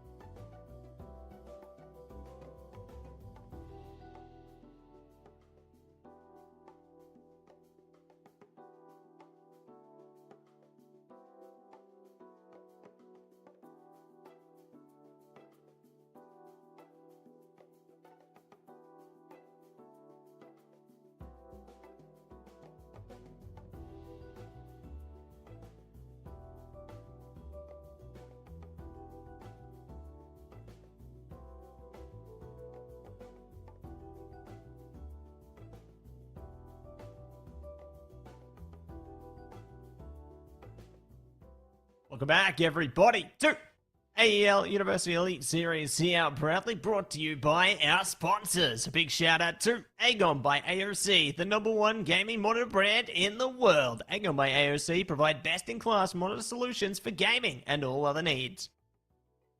Also, power up your game with the latest HyperX gear at Officeworks. Push performance to the limit with the latest in gaming tech. From high spec to precision gear, Officeworks has what you need. That's it, and a big shout out to Indomie, the noodle partner. Made with higher quality flour and selected ingredients and spices, a plate of Indomie mee goreng will certainly brighten up your day. Try any one of the flavors available today from your local grocer or at indomie.com.au. A big shout out to each and every single one of our sponsors there. You know them, you love them, and we appreciate all their support there. As we are getting geared up and ready to go, moments away from our third series of the night, a look at the standings so far. As you can see, QT and UON, two familiar schools, two familiar teams, off to a hot start right now. Deacon and Swinburne, not the ideal start they were looking for. They'll have a chance to kind of come back in these next ones, but still, with War yet to play, with RMIT yet to play, a couple more of the favorites. We'll see how they perform. See how they perform and see if they can swarm ahead into the next sector here. Going to be solid start from a lot of our universities into the starter competition here, and I'm just excited to see how it's all going to shake up, you know, towards the middle end of this season and there beyond. Yeah, I mean, we will. I mean, again, the only way to find out is to tune in, watch along. Our other group, by the way, this is the group we have been following today thus far, and we saw Macquarie 3-1 win. We saw Latrobe go away to Game 5 to get their win. Still some other fun ones to watch out for. UTS, AU, University of New South Wales, and UON. As you can see, some of the schools have two teams, I should say, in this event. We have separated them, so we don't really get those mirror matches just yet.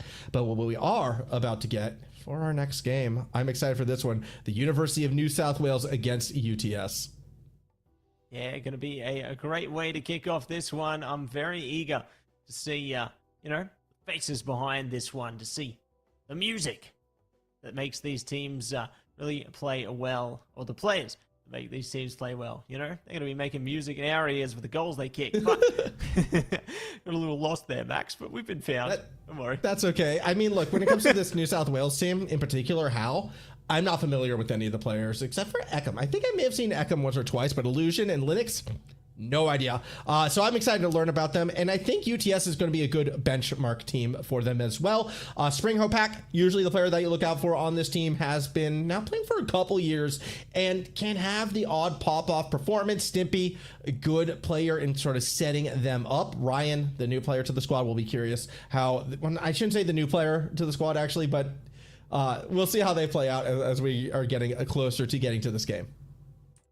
Yeah, I'm keen to see if Illusion can, you know, cause a state of disillusion for some of the enemies on the field there, and very eager to see some of our, players we recall, like Eckham there, Spring Hopak, Rian are going to be joining into the mix, and now we get things mixed up onto the pitch there. Going to be taking a point here. Rian ready to slow down the momentum, prepare their teams so they can try and stall it through the midfield here. Linux are good to establish pressure, can rotate back, pick up some boost over the side there while their team takes things up front.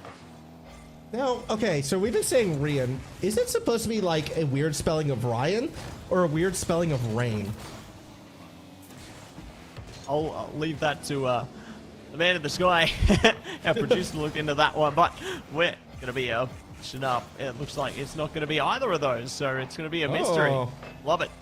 I hate mysteries like that, but I do like good defense as Spring Hopak is able to find the gap and had a bit of speed to kind of chase it up as well. Now, if for those of you who have been longtime viewers of the AEL Elite Series, this UTS team probably has been a source of frustration in the past. They will look amazing one week and then kind of invisible the next. They have been, you know, a team that always plays to their opponent's level, and out of all the teams, if you expect a match to go to Champions Field, it's always the UTS game. And I'm curious if that same trend is going to continue in 2026 as well. Let's find out as the year goes on. But for now, this game will go on, and Rian Just trying to push it up inside there. Demo comes out. They can't work off their teammate here. Going to have to concede back to the defense now. We'll be able to clean it out for the moment. But the offense or counterattack from Linux is going to keep it off field for the moment. Beckham. Let's see if they can bend it like Beckham here, but not going to happen just yet. At the moment, still we're going to try to find something. Springo Pack stays behind the ball, gets underneath it, and without boost, well, they get a mini boost, but they still get cut off by Stimpy. Teammates working together or getting in each other's way. Either way, the end result really isn't the attacking pressure they're looking for as the ball gets jammed up in the corner.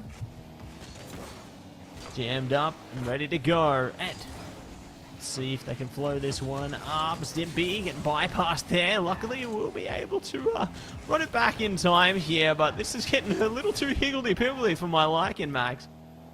Higgledy-pickledy? That's a new one. I like it. Stealing it. Linux on defense over the middle. Not fighting too much immediately. There will be illusion underneath.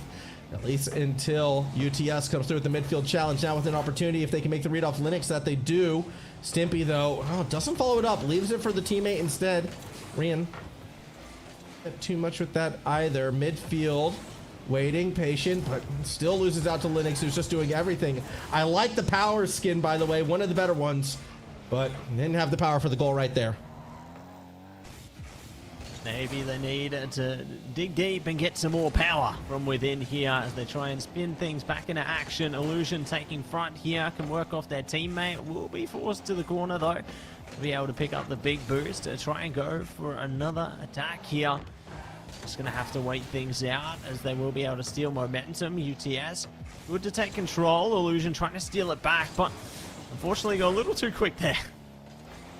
A little too fast as we see, an attempt for a shot, still not found. 100 seconds left in this game, still no score, Matsy, and we're getting closer to my favorite score line. What's interesting though, New South Wales, they've had all the attacking pressure. Only one shot on target from UTS up to this point, and yet they're still a magic touch away from a win. That one nearly goes back against them. As we go around the corner, good touch, gets past midfield, but only just. Linux wants to beat Stimpy over the top, actually goes underneath. That should be a goal with the fake post. No, it's not in. Not in this time, but they might be able to run it back in a second. Linux good on the defense, but they're ready to counter it with immediate effect there. At least they have many lines of defense already, so they can just proc things into action. But Rian's looking for the opening. Going to be able to shut it out. Will be forced to just fall back for the moment. It's slow and it's rodeo. Now they have to play defense. Or at least they're going to try to. Up through the corner we go. Ball bouncing. Stimpy there, crossing up. Ran has to commit, but doesn't want to burn boost in doing so. And, well, Illusion just misplays it. So, no, Rian still doesn't go. They leave it for Linux. Hesitation and misplays from both sides as we hit our final 30 seconds. Final stretch here, and time to see if they can manage to get a goal on the board or whether we get OT and maybe 20 minutes more. We'll find out what's in store in a second here. As we wait it out, Stimpy does manage to at least stop it in place there. They can work off this. Big boost collected. Play off their team here. It's pushing to the center. Not going to be able to get it. Ika might have the opening. Oh, it could be, but it might not. Peripheral is going to get it in front of the net. Here we go. Shot coming from Linux. Does it fall in with Illusion? It does. A 0-second goal saves us from overtime and gives the game 1 win over to Howl. Wow, oh wow. A buzzer beater coming at you right there. And what a way to kick things off into the first game of the series here. Very close all the way down to the end. I mean, we say very close, but look at the shot differential when we look at these player stats right there. It was New South Wales dominant, but it just took it forever to get that goal. And this is the UTS special, man. Like, they play to the same level of their opponents, no matter who they are. They'll stay competitive throughout, but I expected a bit more from the orange side. I expected a bit more from Stringo Pack and Stimpy. I expected them to have some sort of offensive pressure. They had none. We'll see if that continues into game number 2. It could be a similar situation to what we saw with our first 2 series where, you know, maybe the stronger team has a slower start, but I liked how. I liked what they were able to do, and I liked that they got the win. Yeah, I got to agree there, Max. You know, it was great that was just kind of like a tug of war between the teams all the way through. You know, they were trying to set things into motion with their rotations there. Really good boost management all the way through, but there was just no openings all the way through to the crazy end of that one. So I'm excited to see if it's going to remain so just firm and steady as a series and so close. We'll see as we kick this next one off. 5 minutes on the clock. Here we go. Surakum wants to make a play out the corner straight away. Has a midfielder. Nope, the midfielder got demoed, or did they? It's going to be Illusion with the follow-up shot. Not on target. Not on target this time, but there's always going to be another time. Maybe it's a good time here. He come ready, waiting, trying to slate ahead of this one. Linux good in the corner. He come tried to push up, but was denied by a bit of physicality there. This enables their opponents to push up. Always love that bit of physicality. Always love the bump play, the demo play. I mean, I think, look, for the most part, I've always felt like aggression is good. Admittedly, this past season of RLCS, an argument can be made that the more reserved teams have been the ones performing this split, but I don't know. Yeah, I like fast-paced, aggressive, kind of stupid ungo-bungo hit ball type Rocket League, or hit car, just hit something type Rocket League, and we're seeing elements of that so far in game number 2. Maybe more to follow. Not going to wallow on it though. It will be pushing past it. Going to be good on the defense for Illusion there. Linux ready to clean it out as well. Ooh, takes it just above the bar there. Will be at least able to take it to the skies. Arian prepared for it as well, but no one able to supply the opening just yet. Yeah, nothing found at the moment. Demos midfield. Here comes Illusion to the backboard. Is there a second touch? Not this time, as there was just too many defenders in the way of Linux. That's okay. Ryan wants to go up high. These are for Surakum. No bump to be found. Spring Pack midfield. Good touch, but better defense. And both these teams, again, just struggling to find openings for goals right now. It has been very much that kind of game where neither team has been able to find an edge. No edge being gained here, so very similar pacing to the opening game so far, and maybe it's going to stay this way all the way through to the end. Illusion ready around the corner, trying to swarm past it. Spring Hopak should be able to react, if not one of their teammates, but they don't even need to. It's already pushed out to the corner. Yeah, as we get slowed up a little bit inside corner. Oh, an attempt for the spike gets denied. Nearly halfway through this game, and similar to game number 1, just nobody able to score. UTS still looking for their first shot even, and again, last game as well, they only put 1 shot on target. This one may fall in. Stimpy's going to make the diving save. I don't know. It's a weird one. Hal has been the controlling team. Hal's been the one applying the pressure. UTS just can't get the ball out of their own half, but Hal doesn't know how to score goals either, so all you need is that one magic touch from the other side, from UTS, and all of a sudden, they might win this game.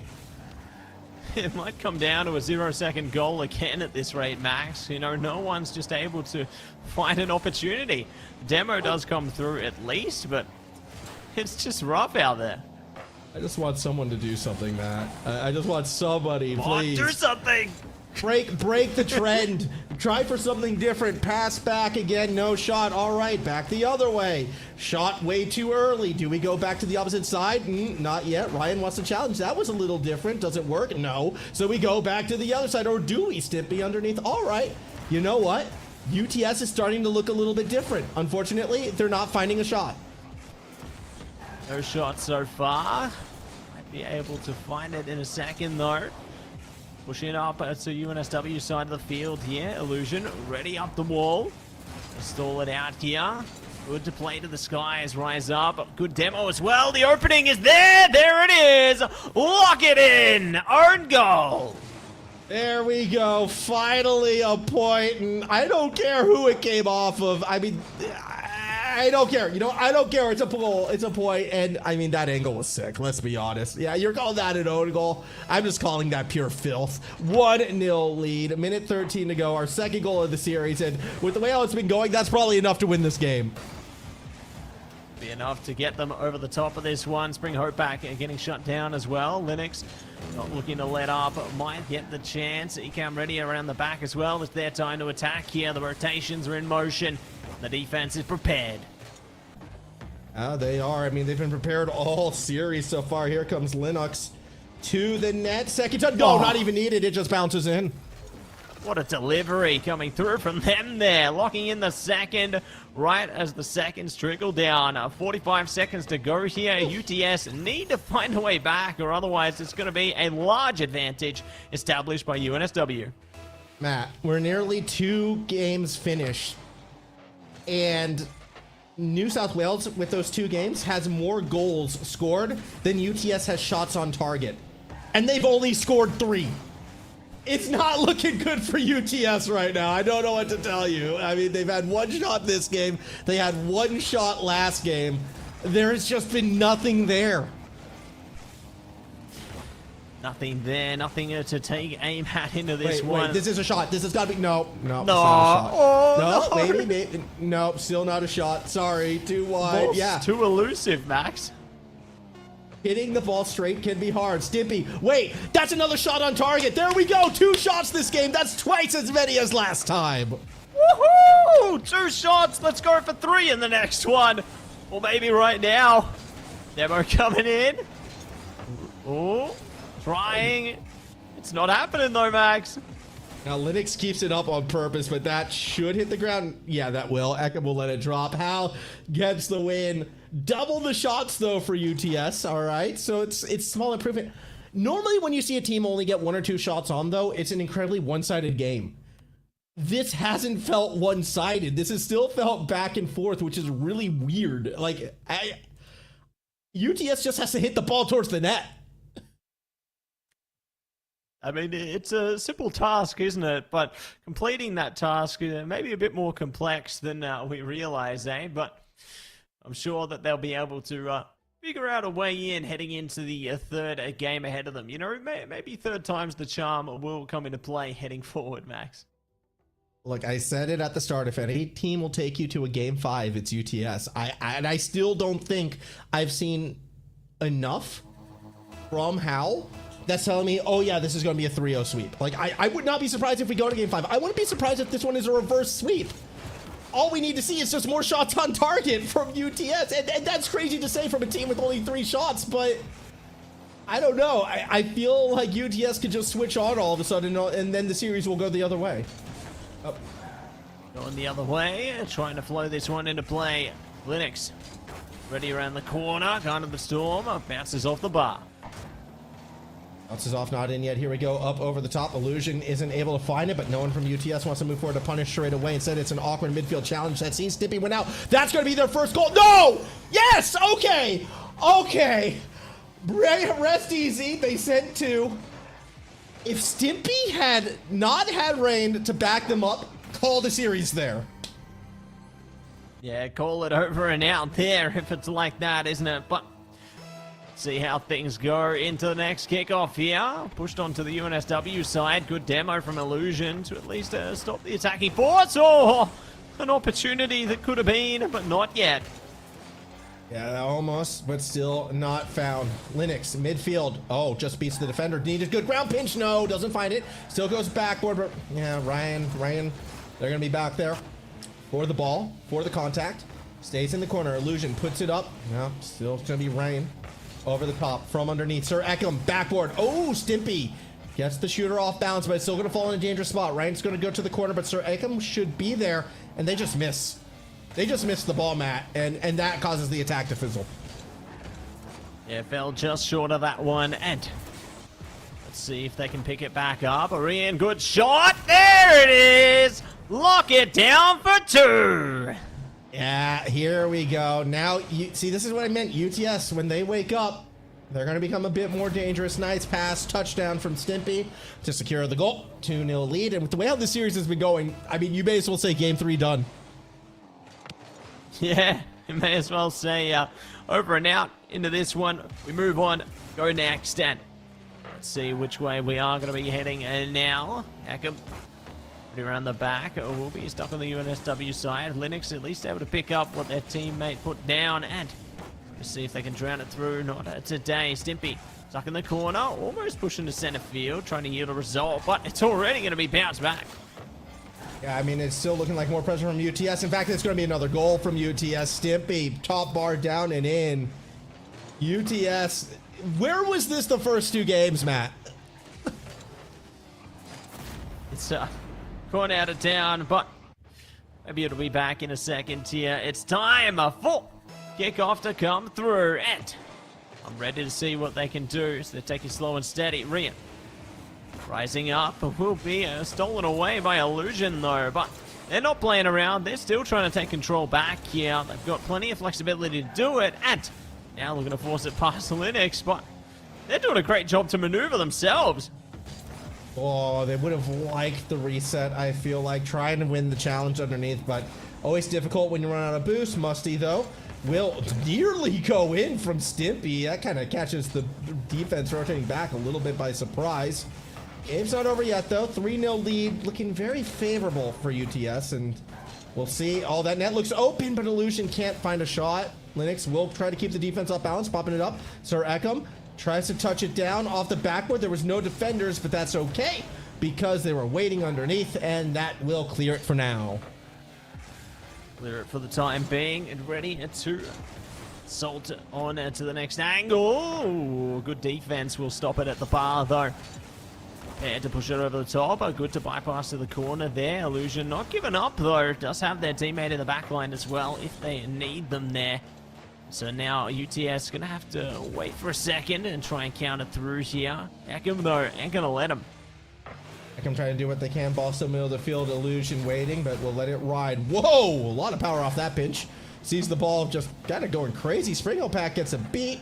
Minute and a half to go. Still 3 goals required. I'm geared up for game 4. No sweeps yet today, Matsy. I think, based on what we're seeing so far, UTS is going to hold this one down. Hold it down and lock it in, and let's spin this one together. Rian not going to be good to get the hit there. Stimpy at least prepared in the back and will be able to counterattack. So keep it upfield, try and establish more pressure, but Linux does manage to stop it short. That's Sir Ekum, midfield. Oh, swing and a miss. That's okay. Defense will collect instead. And as the attack fizzles, 3 goals in 1 minute. I don't know, man. It is a tough one. I like this. We finally got to see UTS take shots. We finally got to see him play upfield. And we saw the passing game between Stimpy and Springopack, which is what I kind of expected those first 2 games start to come together a little bit more. Ryan as well, now getting involved on the attacking side. I wish we saw that those first 2 games. I really do. I'm worried that UTS may have dug themselves in a bit too deep into a hole to win the series. But, hey, at least they got a game back. At least got that under the belt here, and gonna need to carry that momentum into games forward also if they want to have a chance to bring things back into action fully. But for now, they can feel positive after shifting the momentum of the series. Just need to maintain consistency. And that consistency and that control as the timer starts to tick down. Oh, no last shot for Springopack, no last shot for Stimpy. Defense pushes it to safety, and this game will finish with a 3-0 scoreline unless someone wants to be a little cheeky, get one last goal. Early up for grabs, but not to be found. So there you go, UTS take game 3. There it is. Nicely done by UTS to bring this series back in to a little bit of favor their way. They've still got bit of work to put in if they do want to bring it back fully, but it's a start, Max, and from a start, you might be able to push it through to the end. Yeah, we'll see. A reverse sweep on our opening day. I mean, I feel like we always have one or at least something exciting that first day, so why not? Let's see if it can happen. 2 more games to go, but the big thing that Hal needs to do is find ways to control the midfield like they did the first 2 games and just deny UTS those shots. 3 goals out of 4 shots shows why New South Wales needed to hold them to 1 and 2 shots those first 2 games. But if they're going to keep doubling, I'm expecting 8 shots from UTS this next game. I'm expecting a big win from them, and then maybe a trip to Champions Field. Oh, I'm so ready for that. You know, I always love the different landscapes that you can see on this wonderful game that is a Rocket League, and excited to explore more as the series progresses here. But it's great to see that, you know, UTS, they had a slow start, but they've managed to bring themselves back to a state of composure here. UNSW falling short into that last one will have their own pressure now to try and bring themselves back into form here because, I mean, they had a grand start, you know. They were able to rip through those first 2 games there, but it just felt like they were a bit lost into the third one. Yeah, again, it was the midfield control. it got away from them, and you saw the early attacking pressure come from UTS, and that was enough. And now UTS with confidence, I think we're going to be seeing them playing a little bit further forward, a little bit more eager, and probably create even more attacking opportunities for themselves. We'll see, though, if that prediction bears fruit. If UTS gets a goal off this attack, oh, Spring Hope Pack and Stippy, they hit each other. Stippy recovers, but yeah, not the perfect approach, still solid. Yeah, still solid, still good, and see what they should be able to do here. They'll be playing around the boost at least. Spring Hope Pack good up the front. They're going to be bypassed though. Stimpy, good touch to keep it upfield. They didn't have much boost there, so defense could have been more difficult, but at least build a bit more time for them to push back in. Yeah, trying to build something. Uh-oh, that's a big miss by Surakam, and Spring Hope Pack doesn't have to do anything, and they nearly get it through. Linux rotates around, but this is panic time for the defense. Illusion does enough with that challenge. Sir Ekam still has no boost. I don't know if Sir Ekam has had boost all game as they try to get something midfield. Rotating back. No, everyone's missing again. Yeah, this is sloppy, Matsy. This is very, very sloppy Rocket League. Illusion with the save. Yeah, they're going to be hoping they're playing in an illusion after that. We'll see if we can go back to reality here. There it is. It's an own goal to kick things off, so maybe they want to stay in the illusion instead. What was this? Why was this? Ryan, what a double! Post down, again off them and in. I mean, if that's going the other way, that's a highlight. I still think it is. Clip it. Clip it and ship it here, but they're going to try and rip it right back. They will! Nicely done by Stimpy. Big reaction off the kickoff there. They play off the bounce of the wall there. Double tap into the killer. So nicely done. I mean, two defenders had a chance to read the backboard. Two defenders missed. I don't know. This is still a sloppy game, Matsy. This is still not ideal from either side, dare I say. But I like the chaotic games. These ones are the most fun. So we'll see how it plays out. Good pitch from Stimpy. Creates a bit of space. It's going to get caught temporarily by Illusion, who doesn't have a lot of boost really to work with. Only 3, and they use 2 somehow. Fair enough. Linux around the corner down. If they get a good pass here, this is a goal. No! Ekam's got to hit that. Oh, there's no way, but today's going to be the day. Stimpy pushes over the top, mouse off the board. Ekam just going to play patient. They don't need to worry there. Spring Hope Pack trying to bring it back, but will be bypassed by Linux here. Pressure on Rian, and they deliver upfield. Looking to play off the wall. Good physicality from Linux to prevent them from playing off each other. Oh, well, I saw there was a bump on the back line, but then no push or, like, aggression to get the ball towards the net. So it tells her that UTS maybe not in sync with some of their calms. That really should be a 2-1. Really, it should be a 2-2 game. All right, Ekam should have hit the net, and that bump play should have led to a shot and a goal. So, yeah, again, sloppy. That's okay. We love the chaos here. We strive for it. This could be good for UTS. Ball's going to bounce in front of the net. Ekam stays behind. Challenge. Sees Spring Hope Pack push back. Linux stays on it. Oh, another swing and a miss from the ball. Now pinch back. Here comes Sir Ekam. Up. First touch good. Second touch non-existent because the ball waterfalls down a bit too sharply. That's a centering touch. Surely someone's there. Nope, Stimpy. Deep clear instead.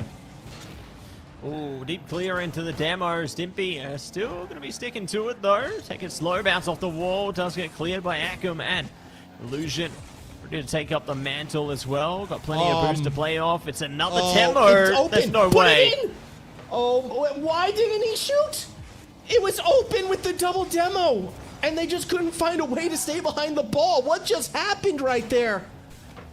Oh my goodness. And of course this shot goes in. Linux through the corner finally gets a goal. Matt, this game is doing my head in right now. What is going on? Yeah, you might need some water after that. You might be coming on with a headache. There's going to be more fun ones where that came from. But we're going to be kicking things off right now as well into the next portion. Yes, close, and it's straight to Illusion. That came off Sir Ekam going backwards. I think the demo push. I actually want to see that kickoff again. I have no idea what the physics was on that one. I've never seen that before. This game, I'm seeing new things I've never seen before on the regular in this game 4. It's kind of fantastic. Ball off the backboard right now. Is there a shot? Yes, there is. Is it tied? Absolutely. this game's going to continue. That's the way. Tying up 2 for 2, just over a minute to go as well. And whichever team might be able to score within this time does have a better chance.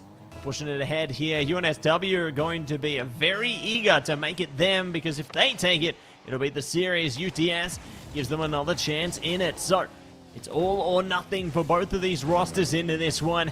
They put the pressure up. Illusion taking point. Here we go. It's going to be Sir Eckham to the net. Still not there. Simpy's going to play keep away. Has Springo back underneath.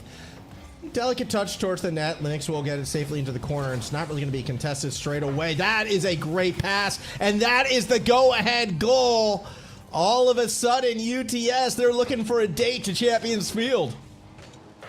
They might just get it, Max. It's one step closer. 42 seconds between them and the destination. So let's prepare for the onslaught ahead. Let's see if they can make it work. Almost to getting it through there. Not quite on angle. I mean, I'm watching the replay on that one. You saw Eckham full boost, got stuck on the post, and that's why that goal was able to go in. This is pretty dire, dare I say, for Hal at this stage, but maybe they'll get something. 20 seconds and they're on the attack. This has got to be the equalizing goal, and the defense is a little scattered, but nobody was willing to punish just yet. More conservative, not wanting to give up midfield control. Double commit up into the corner. A centering touch could be dangerous, but again, no one wants to commit for the shot. They'd rather challenge in the corner, and with that beat, they're now on the back foot. 3 seconds to go. Defense reestablishes themselves. The job becomes that much harder. Lob shot up, caught by Stimpy. Linux wants to get underneath. Stimpy stays with it, and that should do it with the touch from Rain. Game will end. We're going to Champions Field. Oh yeah, we are back. We're so back. Going to a game 5. Can you believe it, Max? This series was looking to go one way, and now it's gone the complete other, as they will be able to smother their way ahead. 2 for 2 at the end of game 4 here. And wow, we go the distance all over again. I can't say I'm surprised, though. If you remember, before game 3, kind of saw this one coming, and UTS is doing exactly what I predicted they would do. 1 shot game 1, 2 shots game 2, 4 shots game 3, 8 shots game 4. You know what that means? 16 shots game 5, right? We're just going to keep doubling it up. But in all seriousness, yeah, UTS has awoken. All 3 players now have been able to get involved, and we're seeing the mistakes from Hal. A new team to the Elite Series. They're definitely playing with nerves, double commits, awkward touches from both sides, but more so from New South Wales. It's been a toughie for them. Yeah, tough endeavor, and they're going to have to maintain composure to get their way through it. Will they be able to bring it back into the 5th and final game? And that's going to be the big tester for them as we make our way slowly but certainly towards the next destination on Champions Field here. And we're going to crown a champion of this series in particular right on the other side of it. Very excited for who will be taking that crown soon as we jump straight into kickoff. Away we go. Yeah, here we are, 5th and final game of this series, and I'm hoping it's as chaotic as the last one. That was fun. We had double touch own goals, quadruple commits. It was everything you would ever want for in a chaotic game of Rocket League. And I like that energy a lot more than the 0-0 games we saw at the start, perhaps. Actually, I kind of like 0-0 chaos as well. Either way, opening pressure is going to be coming from Hal. New South Wales looks solid at the start. Rain, though, burns all the boost for that last touch, and that should have flipped the map, but patient play from Sir Eckham keeps the blue side on the hunt. Keeps them on the hunt and keeps getting ahead of this one. Oh, there it is. What a way to start things off. Yeah, it's going to be a goal for UTS. Ryan just sees that open net and thinks, yeah, drive it in, spike it down. Eckham unable to get back in time. 1-0 lead for UTS. 1-0 lead and getting it with speed. Going to be a solid start coming through here. Stimpy timbered out to begin, so might be able to take advantage of that player displacement as they keep it in the US and UNSW side of the pitch here, but we've still got more work to do. Yeah, they're going to have a fair bit of work. Oh, Rain would have loved a ground pinch. Not able to find it. Now towards that backward illusion. Hobos drops it in their own net. Is able to keep it away, at least for now. To midfield we roll. Springo Pack gets 1 touch, but Linux is there for the next. To the backboard. Offset backboard. Stimpy trying to do what they can. Sir Eckham. Next one there. Two midfield, still not found. 3:45 remaining. Rain, light touch. Wants to stay behind it briefly. Sir Eckham, two said backboard, double commit by two defenders. Yeah, we're settling into another game where there's just a lot of tit for tat, touch for touch. Nothing really threatening just yet. Yeah, not quite threatening at the moment. Still just going to remain slow and steady in this one. Linux looking to set things up in the skies though. Rise up. Does bypass one defender. Will be cleaned out. Illusion ready to take up the mantle though. Has supported their teammate Eckham as well. Good in the corner. Rian ready for the save. Trying to shade past it. They've reset into this one and keep it in the midfield. But now UNSW are left playing defense. They are for the time being, and that's not where they want to be, especially a goal down. That said, Illusion may have found the gap. Simply with full boost should be able to throw it right back, though. And this sort of volleyball-esque, you know, lob shot for lob shot, actually favoring the UTS side right now.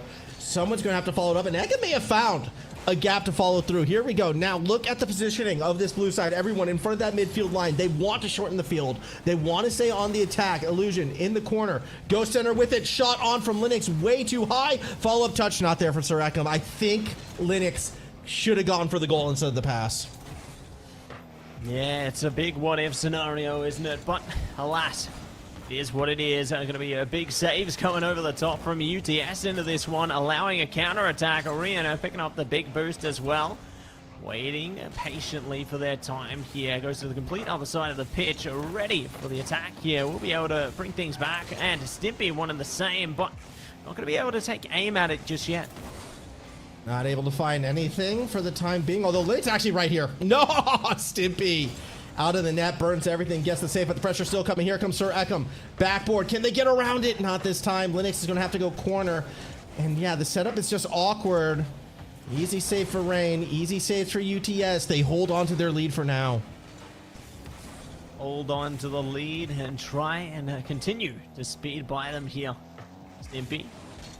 Ready to stall it out. It does manage to stop it in place twice now. This is great for their team to set up off of. Spring Hopak already taking the center there. Not going to be able to play off of as yet. Rian might, but doesn't get the green light there, so has to stall back for a second.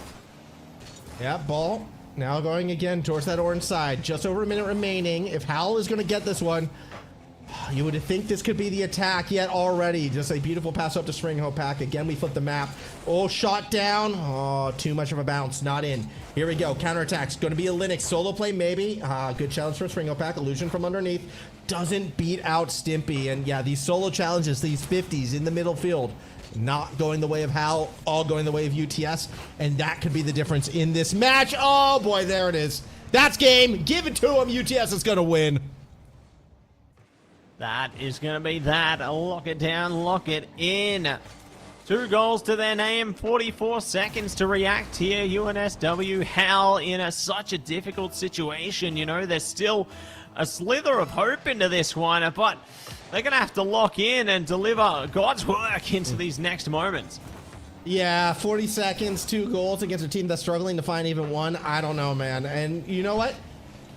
It's another UTS Game 5 special. It's another UTS reverse. This team, every time we see this team play, like, you never know what you're going to get. Consistency, non-applicable. But this time, the coin flip will land on heads. They're going to get the win. Give them a 3rd goal as well. UTS starting off the season strong with the win. Yeah, incredible work. You know, they managed to swing the series back into their favor, and they will garner much attention on the other side of this one. So, solid beginnings and looking for another one. You know, just when you think they've stopped scoring goals, no, they're just going to keep going all the way into the last possible moments here, Max. So, solid 4th and now on the board as well. Yep, a reverse sweep, though, on day 1. Where has that happened for? Oh, every year? Every year there's a reverse sweep on day 1. I mean, it's just one of the consistencies of AEL. Knew it was coming, had a feeling it'd be this series, and here we are. So, as the time does tick down, UTS, they're going to get their win. I really was impressed with the performance from Ryan as well. Newer name to the team, or at least newer name in my eyes. I've made that mistake before where I've completely forgotten about a player. I don't think that's the case here, but if it is, my apologies. I'll remember you now because it's a great performance on the reverse sweep. That's going to do it. UTS takes it 3-2.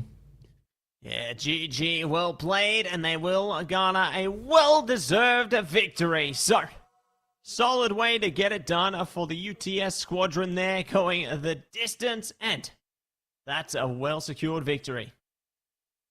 But again, you know, if you are coming into this one, when you look at that Howl lineup, new lineup for the Elite Series, they were one game away from winning their first match. So I don't want to say it's all doom and gloom, but getting reverse swept kind of sucks. Yeah, it's very difficult for a team to come back from that. But, you know, in a way, maybe it's a good thing that it happened at the beginning of the season here, so it can only go upwards from here. I mean, that's optimistic thinking. You know what? It also could happen again and again. It could become their MO. They could be the team that gets reverse swept every week, Matsy. We just don't know. We don't curse them like that, Max. Surely that's just too grim. I mean, it would be entertaining. Oh, maybe for us, not for them. They'll be miserable. All right. Great series coming through there, though, everybody. But we got another one around the corner. Don't miss this. It'll be right here.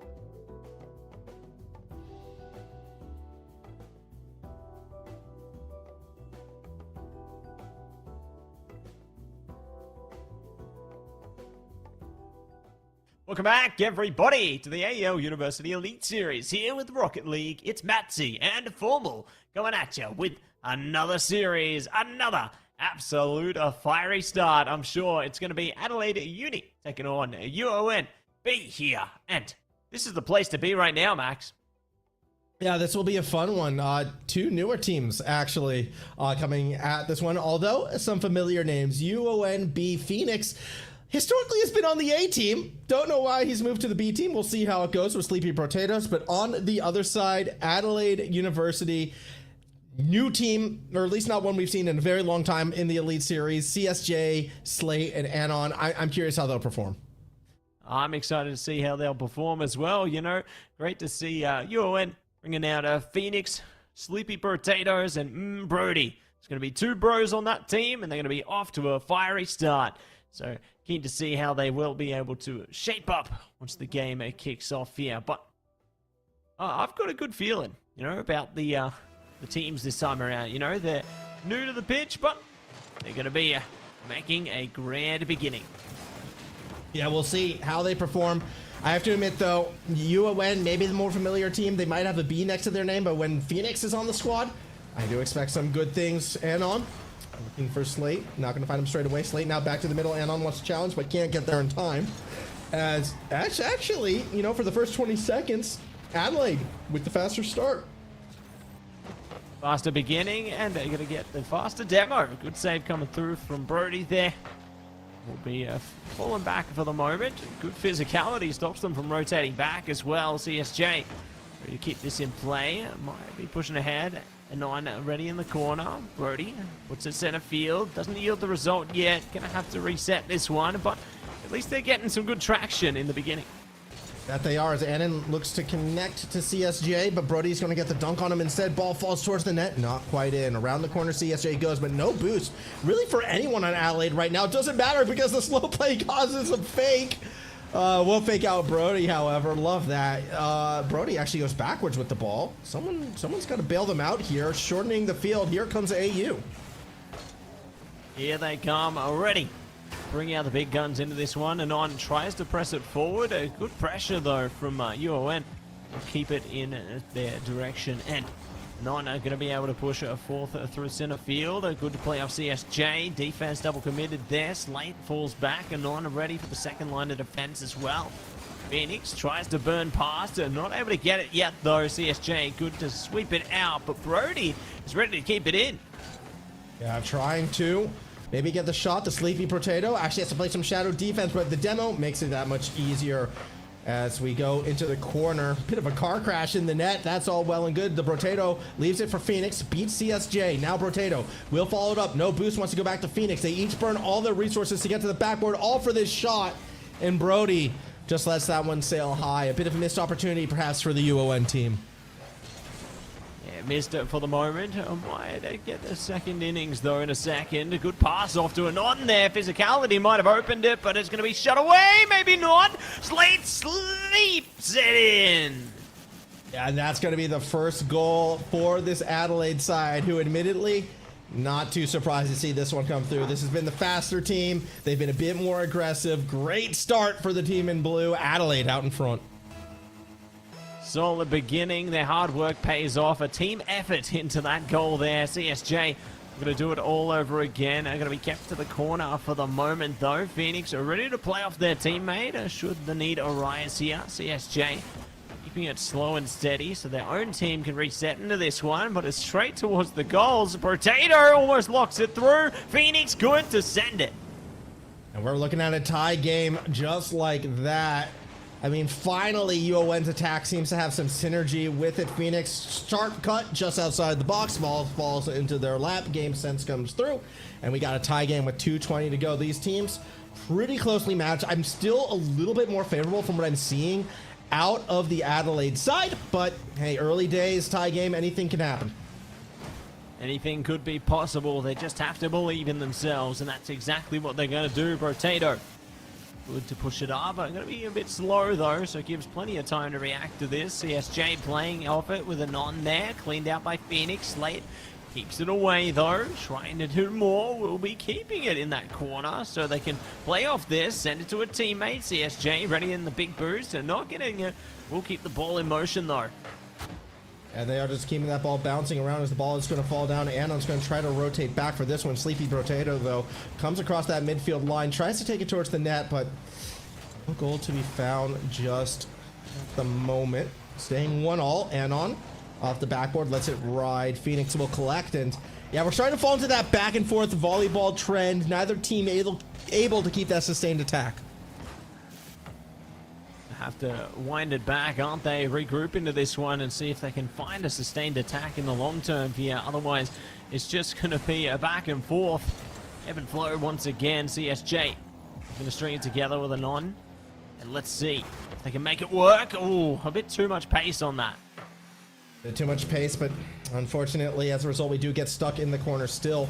Under a minute to go. Phoenix, light touch. SCTM tries to drop to Anon, but they're still not there. Next goal probably wins this game. Regulation or OT. Leading off with the Sleepy Potato. Good challenge. Sees the ball go to the safety of the corner. Can the defense follow it up with the pass? No, they cannot. Phoenix, they're underneath. Popping it up. Forces the boost from CSJ. Slate catches in the corner. Potato caught off balance. Here comes Anon. They go corner with it. A touch towards the net. Could be dangerous. Backward. No. Read by Phoenix. Good read there, and now we're going to commit some more speed into this one. Only seconds remain here. Almost an opportunity, but they're going to have to try again. Oh, Potato, actually, if they win that 50, I think it's a goal as well. Instead, could come the other way. Anon to Slate, gets intercepted. CSJ has to go backboard, and now for AU, it's all about the defense. 5 seconds to go. They've dropped the ball in the gap, but Phoenix stays behind. 1 second left. Do we see the 0-second play again? No, not this time. We go to OT. OT! Here we go, Max. Get that timer ready. And let's see how far we can go as we have put on a show here. Good defense from Potatoes. Sleeps it out there. And gonna see if they can find another one from it. Not good to clear it, but Brody's ready. As they get the reset to the net, but still no goal. We'll wind up behind it instead. As we go into that corner, Anon to the midfield, pass across the Slate, light touch, wants to stay underneath it. It's going towards the goal, double commit from the defense, which could mean extended pressure from AU. Reset, looking for top bin, off the ceiling comes Phoenix, who is doing everything to keep UON in this game. Everything they possibly can to keep this one in motion. That's exactly what they need. Anon, rise to the skies, Potato, ready. Just managed to sweep it out. CSJ picking up where they left off, and the defense from Brody. Right place, right time. See what the Sleepy Potato can do towards the backboard down. Someone's got to take the shot. It's CSJ over the top. Phoenix rotating back. Tries to go over the top of CSJ, but can't do too much after that. Now to the backboard. Phoenix, one corner to the other. Slate underneath. Lets it ride. Anon now. Wanting to set it up, but again, it's just too high. Nothing really threatening yet. To their credit, UON's defense very patient, only committing when they sense a threat or they sense they can clear the ball. Threat could be neutralized in a second. They cut it close there, but still trying to stare down a goal. Try and stroll by it. It just gets close, but it's so elusive time and time again. Yeah, someone's got to find a way to put this one away, I imagine. Here we go. Ball coming midfield line. Phoenix commits but misses. If Anon gets another touch, it could be good, but they don't. Nearly goes back the other way. CSJ underneath saves the counterattack. Keeps AU on the hunt. Ball off the backboard. Take the shot. No, not this time. Still more defense. OT continues on. 2 minutes in. 2 minutes down and many more to come here. So, Brody, they try and shut down the timer. Slate to see if they can press it over. Will be cleaned out once again though, so they're always ready to react here. But somebody's going to slip up eventually. Brody be the one to find that slip up, but no, it's a demo. Does cause an opening here. Slate, oh, going to be cleared away. Brody now trying to counterattack, but the ball just ain't going their way. As we stay underneath, the Potato wants to connect to Phoenix as they come across. Oh, it's a swing and a miss. Swing and a miss from Phoenix. That could have been punished, and eventually it is. Slate now around the corner. Brody should slow it up. CSJ doesn't want to go for the centering touch. Leaves it for Anon instead, who, off of Brody, way too much power. Now Slate goes back towards the middle. Phoenix just continues to play that strong defense, and yeah, neither team has been able to put a threatening touch, I feel like, all overtime long. All overtime long. This could be the time. No! There's more time, and they are going to be cutting through. Oh, closer and closer. They're just not able to push it in. No one can, and although that touch from Potato might make things awkward, Anon around the corner, this is the chance. Someone's got to take the shot. It's delayed, and it's high. Follow-up touch is good. Slate puts it away, and it's a 2-1 win for AU. Oh, my goodness. Got a bit scary for a second there, Max. I thought we were going for 20, but alas, it's 3:22, and they will be able to pull through. Adelaide gonna be happy with that one. My goodness, what a way to begin things into this one, and this is only the beginning. I can't even imagine the end. And like, look, when you look at this Adelaide lineup as well, okay, to kind of address the elephant in the room with this team, they're not playing full strength. All right. I mean, you can see him in the chat, Morse, not on the field for this one. If they can come through sort of one of their starters down and get a win this series, it will mean good things for them moving forwards, especially against, you know, a squad with veteran players on it like Phoenix on that UON side. So really great start for AU. I like the speed and the intensity they came out with at the start. That overtime dragged. And I mean, I really want to see more from both teams. In particularly, I want to see AU not be afraid to get Phoenix off balance somehow, be that a bumper or demo, be that a way to bait him out of that defensive line. Phoenix was the biggest thorn in AU's side, so we'll see if they can handle him going into the second game. Yeah, it's going to be a sight to behold, you know, if they're able to hold them back, able to keep things in motion here. But that's just the big test, isn't it? Prepare for battle and make sure you don't get rattled. But I think we are going to be heading to the temple, heading forth into the next one. So excited to see how they fare towards this one into the next game ahead. And Max, what do you feel needs to change here? I feel we need to open up the Forbidden Temple, or at least change its name. If it's so forbidden, how come we're always playing Rocket League? It doesn't feel very forbidden at all. Yeah, it's more like a tourist destination at this point, isn't it? You know, it's the just the temple. It is. I mean, look, if there's any stadium in this game that I would want to go and attend a match at, this one's up there. I don't know if it's my number one, but it's definitely in my top 3. Here we go, though. Game number 2. It was Adelaide taking the first match. They'd love to go 2 games up right now, especially if every game is going to be as close as that first one. CJSJ with the first scoring opportunity again runs into the wall. That is Phoenix. Yeah, lots of defense being put on display here. Brody prepared in the corner as well. We'll be able to clean it out. CSJ not letting up. Potato bypassed. It might have an answer. Oh. There it is. Getting past everybody. And non-capitalizers. All right, so I'm watching CSJ beat 2 defenders and then over the top of Phoenix. Really, that's the CSJ goal. Got all 3 defenders to miss on that one. Obviously, my eyes were on Phoenix. Like, how do you beat Phoenix? Over the top with speed that time around, and every time you beat Phoenix, you gotta score with the way how they've been playing defense. So they capitalize on the beat. Well done. Early lead for Adelaide. Early lead and looking to feed it in. No, they're not gonna hold on to it for long. They're gonna be no early lead. It's going to be all tied up all over again. It looks like they heard you, Max, and now they said lead. Yeah, what lead? They had a lead. Just because they give it up immediately does not mean they did not have an early lead, okay? Seconds long. It was still there, still counts, and, well, now we're tied again. So we'll see how this one goes. Hopefully, we don't get another, long drought of scoring. We'd like to see the action kind of continue at a bit of a faster pace as Phoenix is going to be the one, almost getting it past. And on follow-up shot is there, Brody, making it a 2-1 game. Yeah. Looks like it's going to be an early lead by UON this time around. So great to see that they've managed to pick up the slack nice and quickly into this one. I'm trying to think if this still counts as an early lead. Like, can both teams have an early lead if it is early enough? I suppose they can in this game at least. It was both within a minute, right? So both teams had an early lead. I think that's completely valid. So there you go. Now the question is, who gets the late lead? Oh, it's an afternoon lead at the moment, Hey, it's night out, all right? It is dark. It is sleepy time. Shot on, no, Anon can't put it in. Well, it's Bright on this pitch here. Bright with goals lighting up the feed, and gonna be keen to see another one keyed through in a second.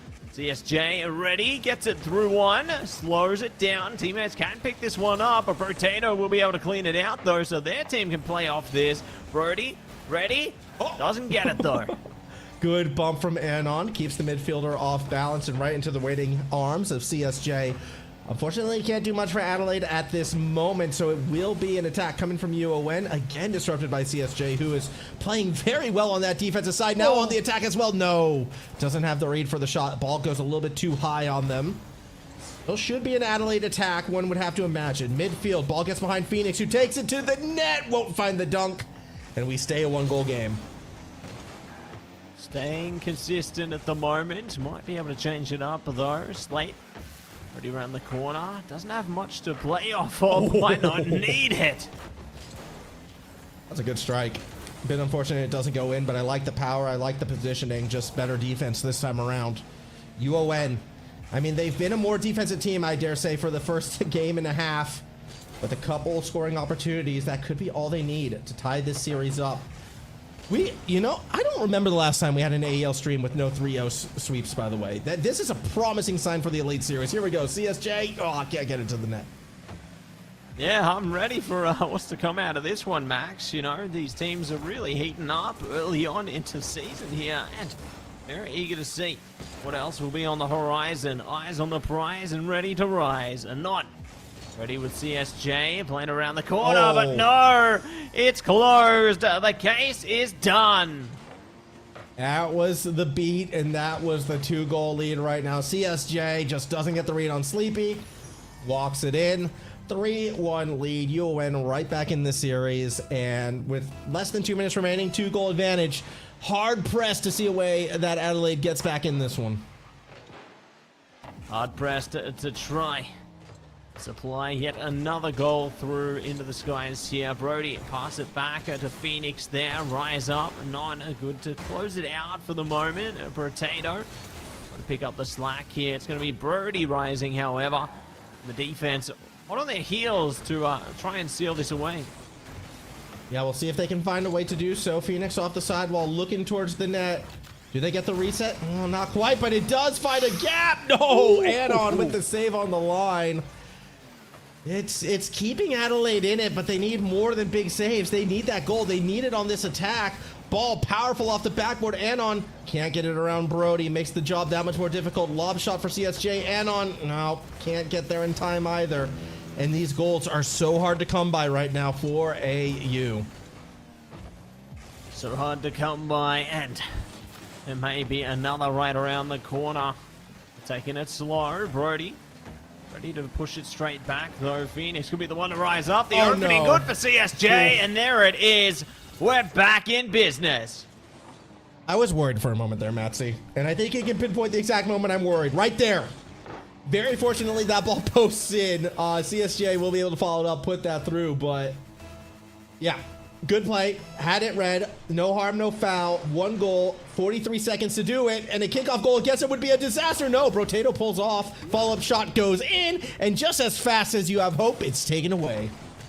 Slips away before our very eyes, and gonna be another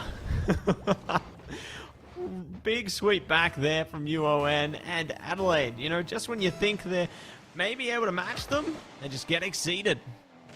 Yeah, it's good. It's good. We got ourselves a series. Fun to see UON taking this game back 30 seconds ago, unless it's something absolutely crazy happens here with the ball going the wrong way. I don't see it. We're going to be tied 1-1 going into game 3, and what a great night for Rocket League, Massey. Like, seriously, we've had so many close games. Oh, no, Anon. You score that. You'd hope so.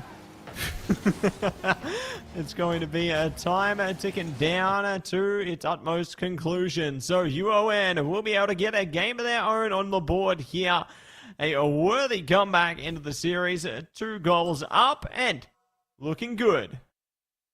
Yeah, that was a very, very strong bit of a comeback right there, as hopefully we'll get back into this next game relatively quickly. But yeah, AU, they had opportunities. However, I liked UON.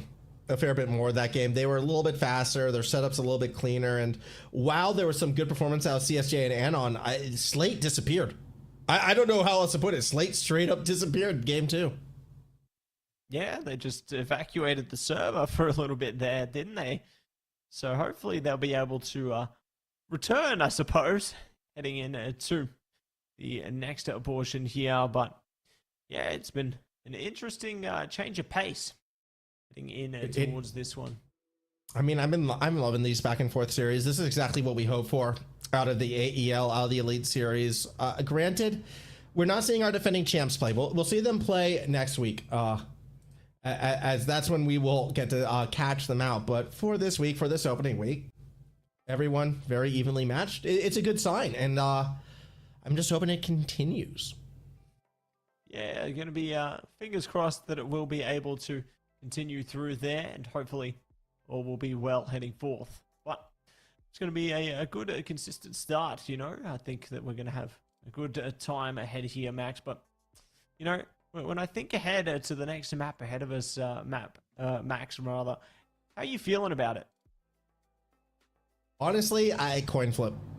I think so much of AU relies on all 3 players showing up, and when you had Slate go invisible, that kind of cost them. If all 3 players are there, I've actually been really impressed with their speed. They are definitely right now looking like they could be one of the stronger teams, especially when Morse gets back on the field. So yeah, I'm liking what I see for that UON team. They took advantage of some opportune moments. Stay hungry. We'll see what happens. But I have a feeling this is going to be another game 5er where we just go back and forth all the way to the end. Honestly, it could be, Max, you know, considering the trend that we've had so far this evening. It's more than likely it could be. Like, we could have a bit of a coin flip into our series, and we could go the big distance there. So I'm excited to see if that'll come to fruition here. You know, I think that it's good for the sake of competitiveness. You know, it shows how closely matched some of these universities actually are. Yeah, and I love it. And I want to see this happen every week. You know what I mean? This is what we want every week. We want close matches. We want fun matches. And I want to see more names step up. Like CSJ, incredibly impressed with how they've been looking. Sleepy Potato as well. Kind of a surprise one for me to be stepping up and having some pretty strong defensive touches. So, yeah, this has been a great opening day. I'm really excited for, you know, the entirety of this season. And, hopefully, we will be able to continue into our next game shortly. Apologies for that little bit of a delay. It's just because we love to yap, Matsy. That's really what it is. It's the sound of our own voice. Mm-hmm. We could tell a story or a few. You want to tell me a story, Max? No, you're keen. Tell me a story. Yeah, I'll tell you a story. There once was a man named Max Formal. And one day in 2015, he saw a wonderful game come on sale. And he realized that game was Rocket League. The first day he pressed play, he knew this would be the game he wanted to cast. He took aim, hit a goal, and albeit he couldn't make it in the rank queues, he knew that the players he would cast in the future would make it even further beyond. You know what? Not a very accurate story, but I enjoyed it nonetheless. Dude, I did get the game in 2015. I didn't even play against real people till 2019. I just played against bots for the first 4 years. Wow. Yeah. That's impressive. Yeah. You needed real a lot people of training. scared me. Yeah, no, they scared me. Here we go, though. Opening kickoff. We are underway. First shots coming through. Still not in. I mean, this is a pivotal game. Even though I do feel like we're going to a game 5. Never know. No guarantees. Going to match point in a close series would be ideal. Would be ideal, and let's keep it real as we jump in, almost able to seal a goal there. Good defense from Phoenix. We'll shut it out on the counter-attack. Potato ready, needs a teammate in the corner though. Phoenix not going to be able to rise up. Good physicality, locks him out. Slate trying to push past as well. Could be, not today. Not on this approach at least. Ball will make its way back towards the middle of the field. Anon will let it go. Brotato wants a teammate. Instead finds CSJ. Has Slate underneath. Gets a second touch on the challenge into the 50, and that causes Slate to go forward. Middle of the field is Anon. Oh, too slow. Sleepy Brotato able to clear it safely out. Clear it safely out and ready to dispel any doubts here. 1 minute's passed and a blast past more. Phoenix Rising up, a good clearance from Anon there, can play off Slate here, try and gear it on up. CSJ ready to take up the mantle, and good with the boost for Anon as well. They can keep it upfield and try and yield further results. Yeah, CSJ is looking for it, but not going to get it this time. It's going to be Anon, as said, coming around off the backboard. Ball too high, too wide, but a lot of pressure nonetheless coming from the Adelaide team. There we go, ball down, CSJ, no, not in again. Couple opportunities, nothing really too threatening. Could have been, woulda, coulda, shoulda. Instead, we go to an orange side attack. That we will. The attack and now pushing through. Good in the corner. CSJ trying to play off it a little too fast. So Brody pass it back to the midfield. Anon needs booster desperately. They're waiting patiently. Not going to be able to get it in time though. Going to be delivering pressure from Slate here. Brody slow and steady, waiting for a teammate. CSJ pushes them away. Phoenix ready, but it's still going to be staying airborne for the moment. Airborne from one end to the other. Sleepy Potato gets demoed. Anon wants the shot, but couldn't get past Phoenix. As pressure continues to mount for Adelaide. Slate again. Oh, if it was accurate. It was. Brody there, though. That looked like an opportunity again, but this is similar to game one right now, Matsy. The defense from UON, when their back is against the wall, they are so tough to beat. I mean, always ready for the shots, but not fast on the clears, so it does keep giving Adelaide chances. Too many chances even, and eventually one of those chances is going to turn into a victory secured. So, well, there it is. It's going to be the one for UON. That's there. Victory secured on that goal. Nice start. Yeah, that's actually not the way I was expecting it to go. Brotato on the clear. It's the bump on CSJ to put it through. The Sleepy Brotato, man. The more I'm watching Sleepy play, the more I'm thinking that name is a lie. This dude looks awake right now, and they're performing very well. Yeah, it's certainly a positive start for them, and keen to see more where that came from. The demo comes through there, so they're wide awake on that one. Looking to break it forward as well. Rotato does get bypassed here. Good double down, and no one there to secure it though, so Phoenix breaks away for free. Breaks away, it's going to go from one corner to the other. Here we go, Sleepy, reset. Second reset? No, not going to get the double just yet, but that's the first double attempt I think we've seen. Just showing where the confidence is coming from on the UON side. Their name is Sleepy Brotato. 100 seconds left, still no goal for Adelaide. UON, they're looking good. No, Brody a little bit too far back. Too far back, but ready to smack back when the time requires it here. Waiting in the corner, cleans it to a teammate there. Still have to wait for their moment. CSJ, one of the same, not going to be able to hit it there. Might be an opportunity for UON here. Preparing to rattle it up, and there it is. Lock it in for two. Yeah, maybe 2 goals in this game, maybe 2 games this series, the way things are playing out. UON, this is honestly looking more dominant than game 1 has right now. They are just, you know, controlling middle of the field a little bit more consistently, creating more opportunities from the south. The Brotato is here, man. The Brotato is going to be a star of this league. Praise be to the Brotato. Yeah, praise be to them. They are bringing out godly plays, aren't they? And Brody gonna go down. Brotato. Oh, no, not like this. Well, I've seen a cast a curse in my day. This might be the biggest. The demo was good from Anon, but yeah, Potato hits the top crossbar. Phoenix just watch it roll in. We got a game with 54 seconds left to go. We certainly do. Got a big game ahead of us here, and maybe more where that came from, Mr. Max. Need to see if they are going to be able to maximize their returns heading forward. CSJ and Co. Taking it slow. Ready to push around the corner now. The time's ticking here. Adelaide need to lock in, otherwise it's over. That they do. 30 seconds left in this game, and they're on the back foot. That clear, though, could be dangerous. Is Brotato there? Yes, but it's a pass down to Slate. Shot on and in. We're tied with 26 seconds left.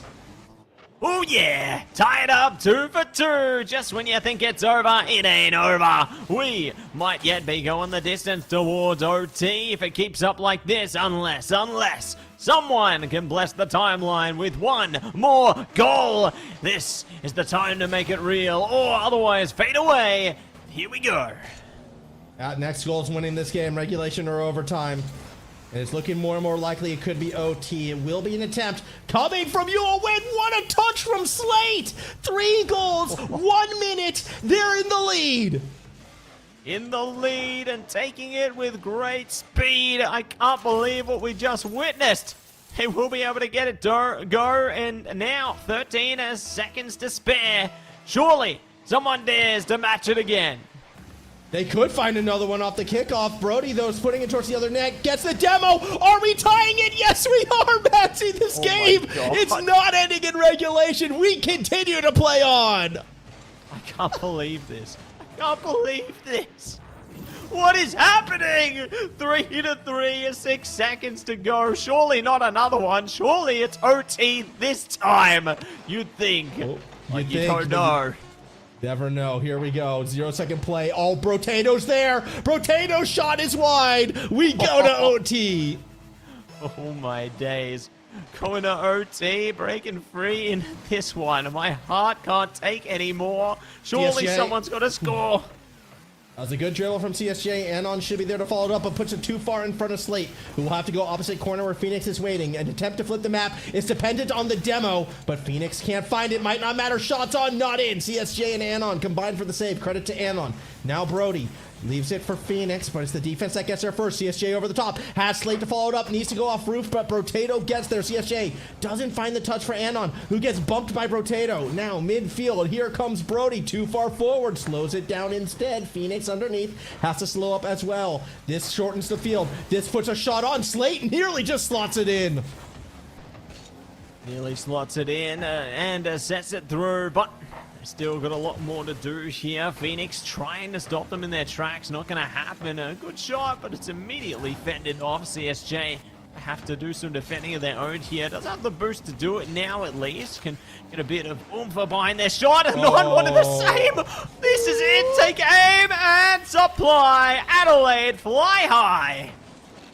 Oh my goodness, great counterattack work from Anon right there, and Brotato really needed to go more corner with that touch. Unfortunately, it's so difficult when you know you have that defender underneath. If you go too hard at the angle, they can 50 it in. Yeah, was put in a tough spot, but a great heads-up play from AU nonetheless, combining to go ahead and get that go-ahead goal, and now AU one game away from winning it. But yeah, Matt, like, how crazy was that final minute of regulation? I think we had, what was that, 4 goals scored in the final minute? Yeah, they really took things up a notch, you know, towards that last segment there, Max. That was, wow, that was just incredible, how they changed the pacing of the entire scene. Yeah, it was a real back and forther, and now AU, one game away from putting the series on ice. They would love to win it here. UON, they're going to be on the back foot. We'll see what happens as we get ready and geared up to go to this fourth match. Last time we went to a game 4, it was chaos. It was chaos incarnate. I'm hoping that won't be the case, but I have a feeling it very well might be. Oh my. I hope it is. You know what? The plot, I hope it is, Max. I want chaos. I want 20-minute OTs. I want all the goals. That's not chaos. I'm curious. That could be paradise, actually, for me. I feel like a 20-minute OT, if there's chaos as well, at some stage, if it's a chaotic game, something's just going to freak roll in the net, right? That's fairly true. You know, it's like a game of Rumble, isn't it? Yeah. So, I don't know. I don't see... For me, a 20-minute OT is 2 teams scared to cross the midway point of the field. Yeah, nobody moves. Nobody crosses the line. We play air hockey. Oh god, not the snow day game mode. Not again. Yeah, bring back snow day. That would be fun to watch. Here we go. Day. Phoenix off the roof for the lead. Not gonna find it. Not just yet, but they're not gonna regret it. They still got more chances now. Slate gonna push through. CSJ trying to supply the opening, but will be shut out here, forced to play into a 9er. Good to play physically here so they can keep it in the same space. Allows more opportunity to try and force something out of this. Oh, shot on. CSJ barely gets the save right there. Post down and out. Really well done, but the pressure's still going to come from the UON side. Shot on this side with the demo. No, it's post and out. UON, that's 2 shots where they're thinking we should have scored. Instead, we go the other way. Go the other way and say go away, but it's time to keep this one in play here. CSJ, good to pressure it up. Potato cleans it out the other side. Slate ready. Does it keep it smooth for a non to pick up. CSJ ready down low as well. Slate can play off this too if needed. Might be delivered to them. Here we go. And it could be, but no, they're right there.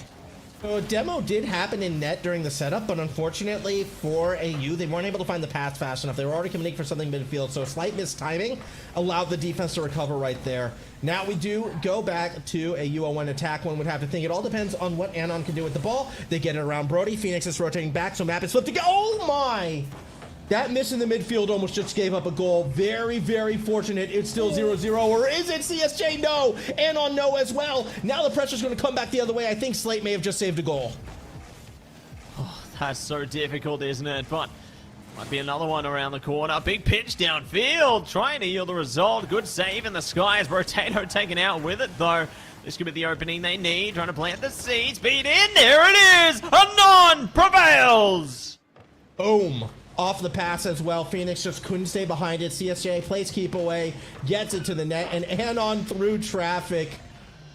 Very fortunate that one actually didn't bounce out. It looked like it kind of pinched off a defender right there, but they stay with the play. 1-0 lead for the team with the series lead. If they can hold on to this, they are going to win this one outright, but getting a shutout feels difficult the way how this series has gone. In fact, here comes Brody right now, and no, it's high. It's so high. Can it get much higher? Maybe, but they're going to be sticking back and going to launch a counter-attack. CSJ going to be pushed around there, not at least able to pick it up where they left off.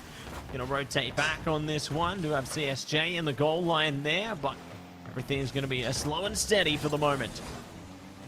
We'll say for the moment. As we come off that backboard, here we go. Sleepy Potato through the corner. Brody up, down. Doesn't stay with it straight away. It will be CSJ up next. Here we go. Riding that sidewall. Wants to go midfield, but they don't stay with it either. At least not straight away. They do get the bump. Someone's got to be underneath. Not this time for the defense. A 2-point lead as Slate finds another. Finds another and lock it in. So it's going to be 2 goals on the board, but still a minute 53 to go here, Max. So could be anything on the other side of this kickoff, and all eyes front and center. Brody, eyes forward, might be able to draw through. They're going to drop it down, but unfortunately, realistically, Brody needed to be the one with the goal right there. The pass is recovered in time by the defense. Now on the attack, Slate just throws it right into the Potato, who's been quiet this game. Gonna need a performance from them. It's a swing and a miss. CSJ now coming back the other way. Brody touch towards the goal, but it winds up going corner instead. The minute 30. Demos midfield. Maybe an opening for UON? Maybe, maybe. Nope, not this time. This time, maybe next time. So take it slow and steady for the moment. CSJ ready. Taking it easy though, and not prepared for battle. Might find an opportunity unless Potato gets there first. Sneaks back and on, ready to match them in the skies. Gets the hit. They can play off this. That's CSJ. Whoa. Slate last second, but no, it's cleaned out. CSJ could have put the dagger in this series. Instead, we come back the other way. No, the shot from Phoenix is high. And UON, they've got a handful of chances left. They've got to score here. They do. It's a 1-goal game with less than a minute. Oh my days, at long last they find the opening. Ready and waiting for not just a 20-minute OT, a 40-minute OT. Let's see if we can make it happen. You gotta have the 20-minute first before the 40-minute, man. I don't know what you're on about. Here we go, 50 seconds left. We gotta get to OT first, as it is still a AU lead. The question will be for how long? Ideally for them, 42 seconds. Ideally for their opponents, as short as possible. Brody plays keep away, middle of the field. Please keep away and ready. Sway things into action here. Taking it easy, Brody ready. It's the hit there, the teammates play off it, off the crossbar. Opportunity could arise, but not yet. found at the moment. It will be Sleepy Potato now midfield, caught by Phoenix. Anon swings, Anon misses. Challenge again from midfield. See Slate now with the ball. They get bumped off it. Ball going towards the net. CSJ underneath, waiting, patient. Will challenge in the corner, looking for the pass. Anon's too far back, but it's realistically defense time for AU. Last opportunity for UON, and it may have already been shut down because Slate is there to watch it fall. That's going to be series. AU wins it 3-1. Solid outcome coming through from Adelaide Uni there. We'll be able to lock it in the end. Hard work pays off, and they are going to be very satisfied with that result. What a way to shut things out. Now, what a good start for this Adelaide squad. And again, I'm expecting a bit of a boost when Morse comes on to the team next week as well. So they're only going to get stronger, and maybe, look, I got to be honest, with the form that we saw from Macquarie earlier today, Adelaide could be their biggest challenger in this pool. Yeah, it could be difficult times ahead in that regard, eh? But keen to see more where that came from into the future of these teams' endeavors. You know, it's been great to see how they went. But let's take a look at how the day went.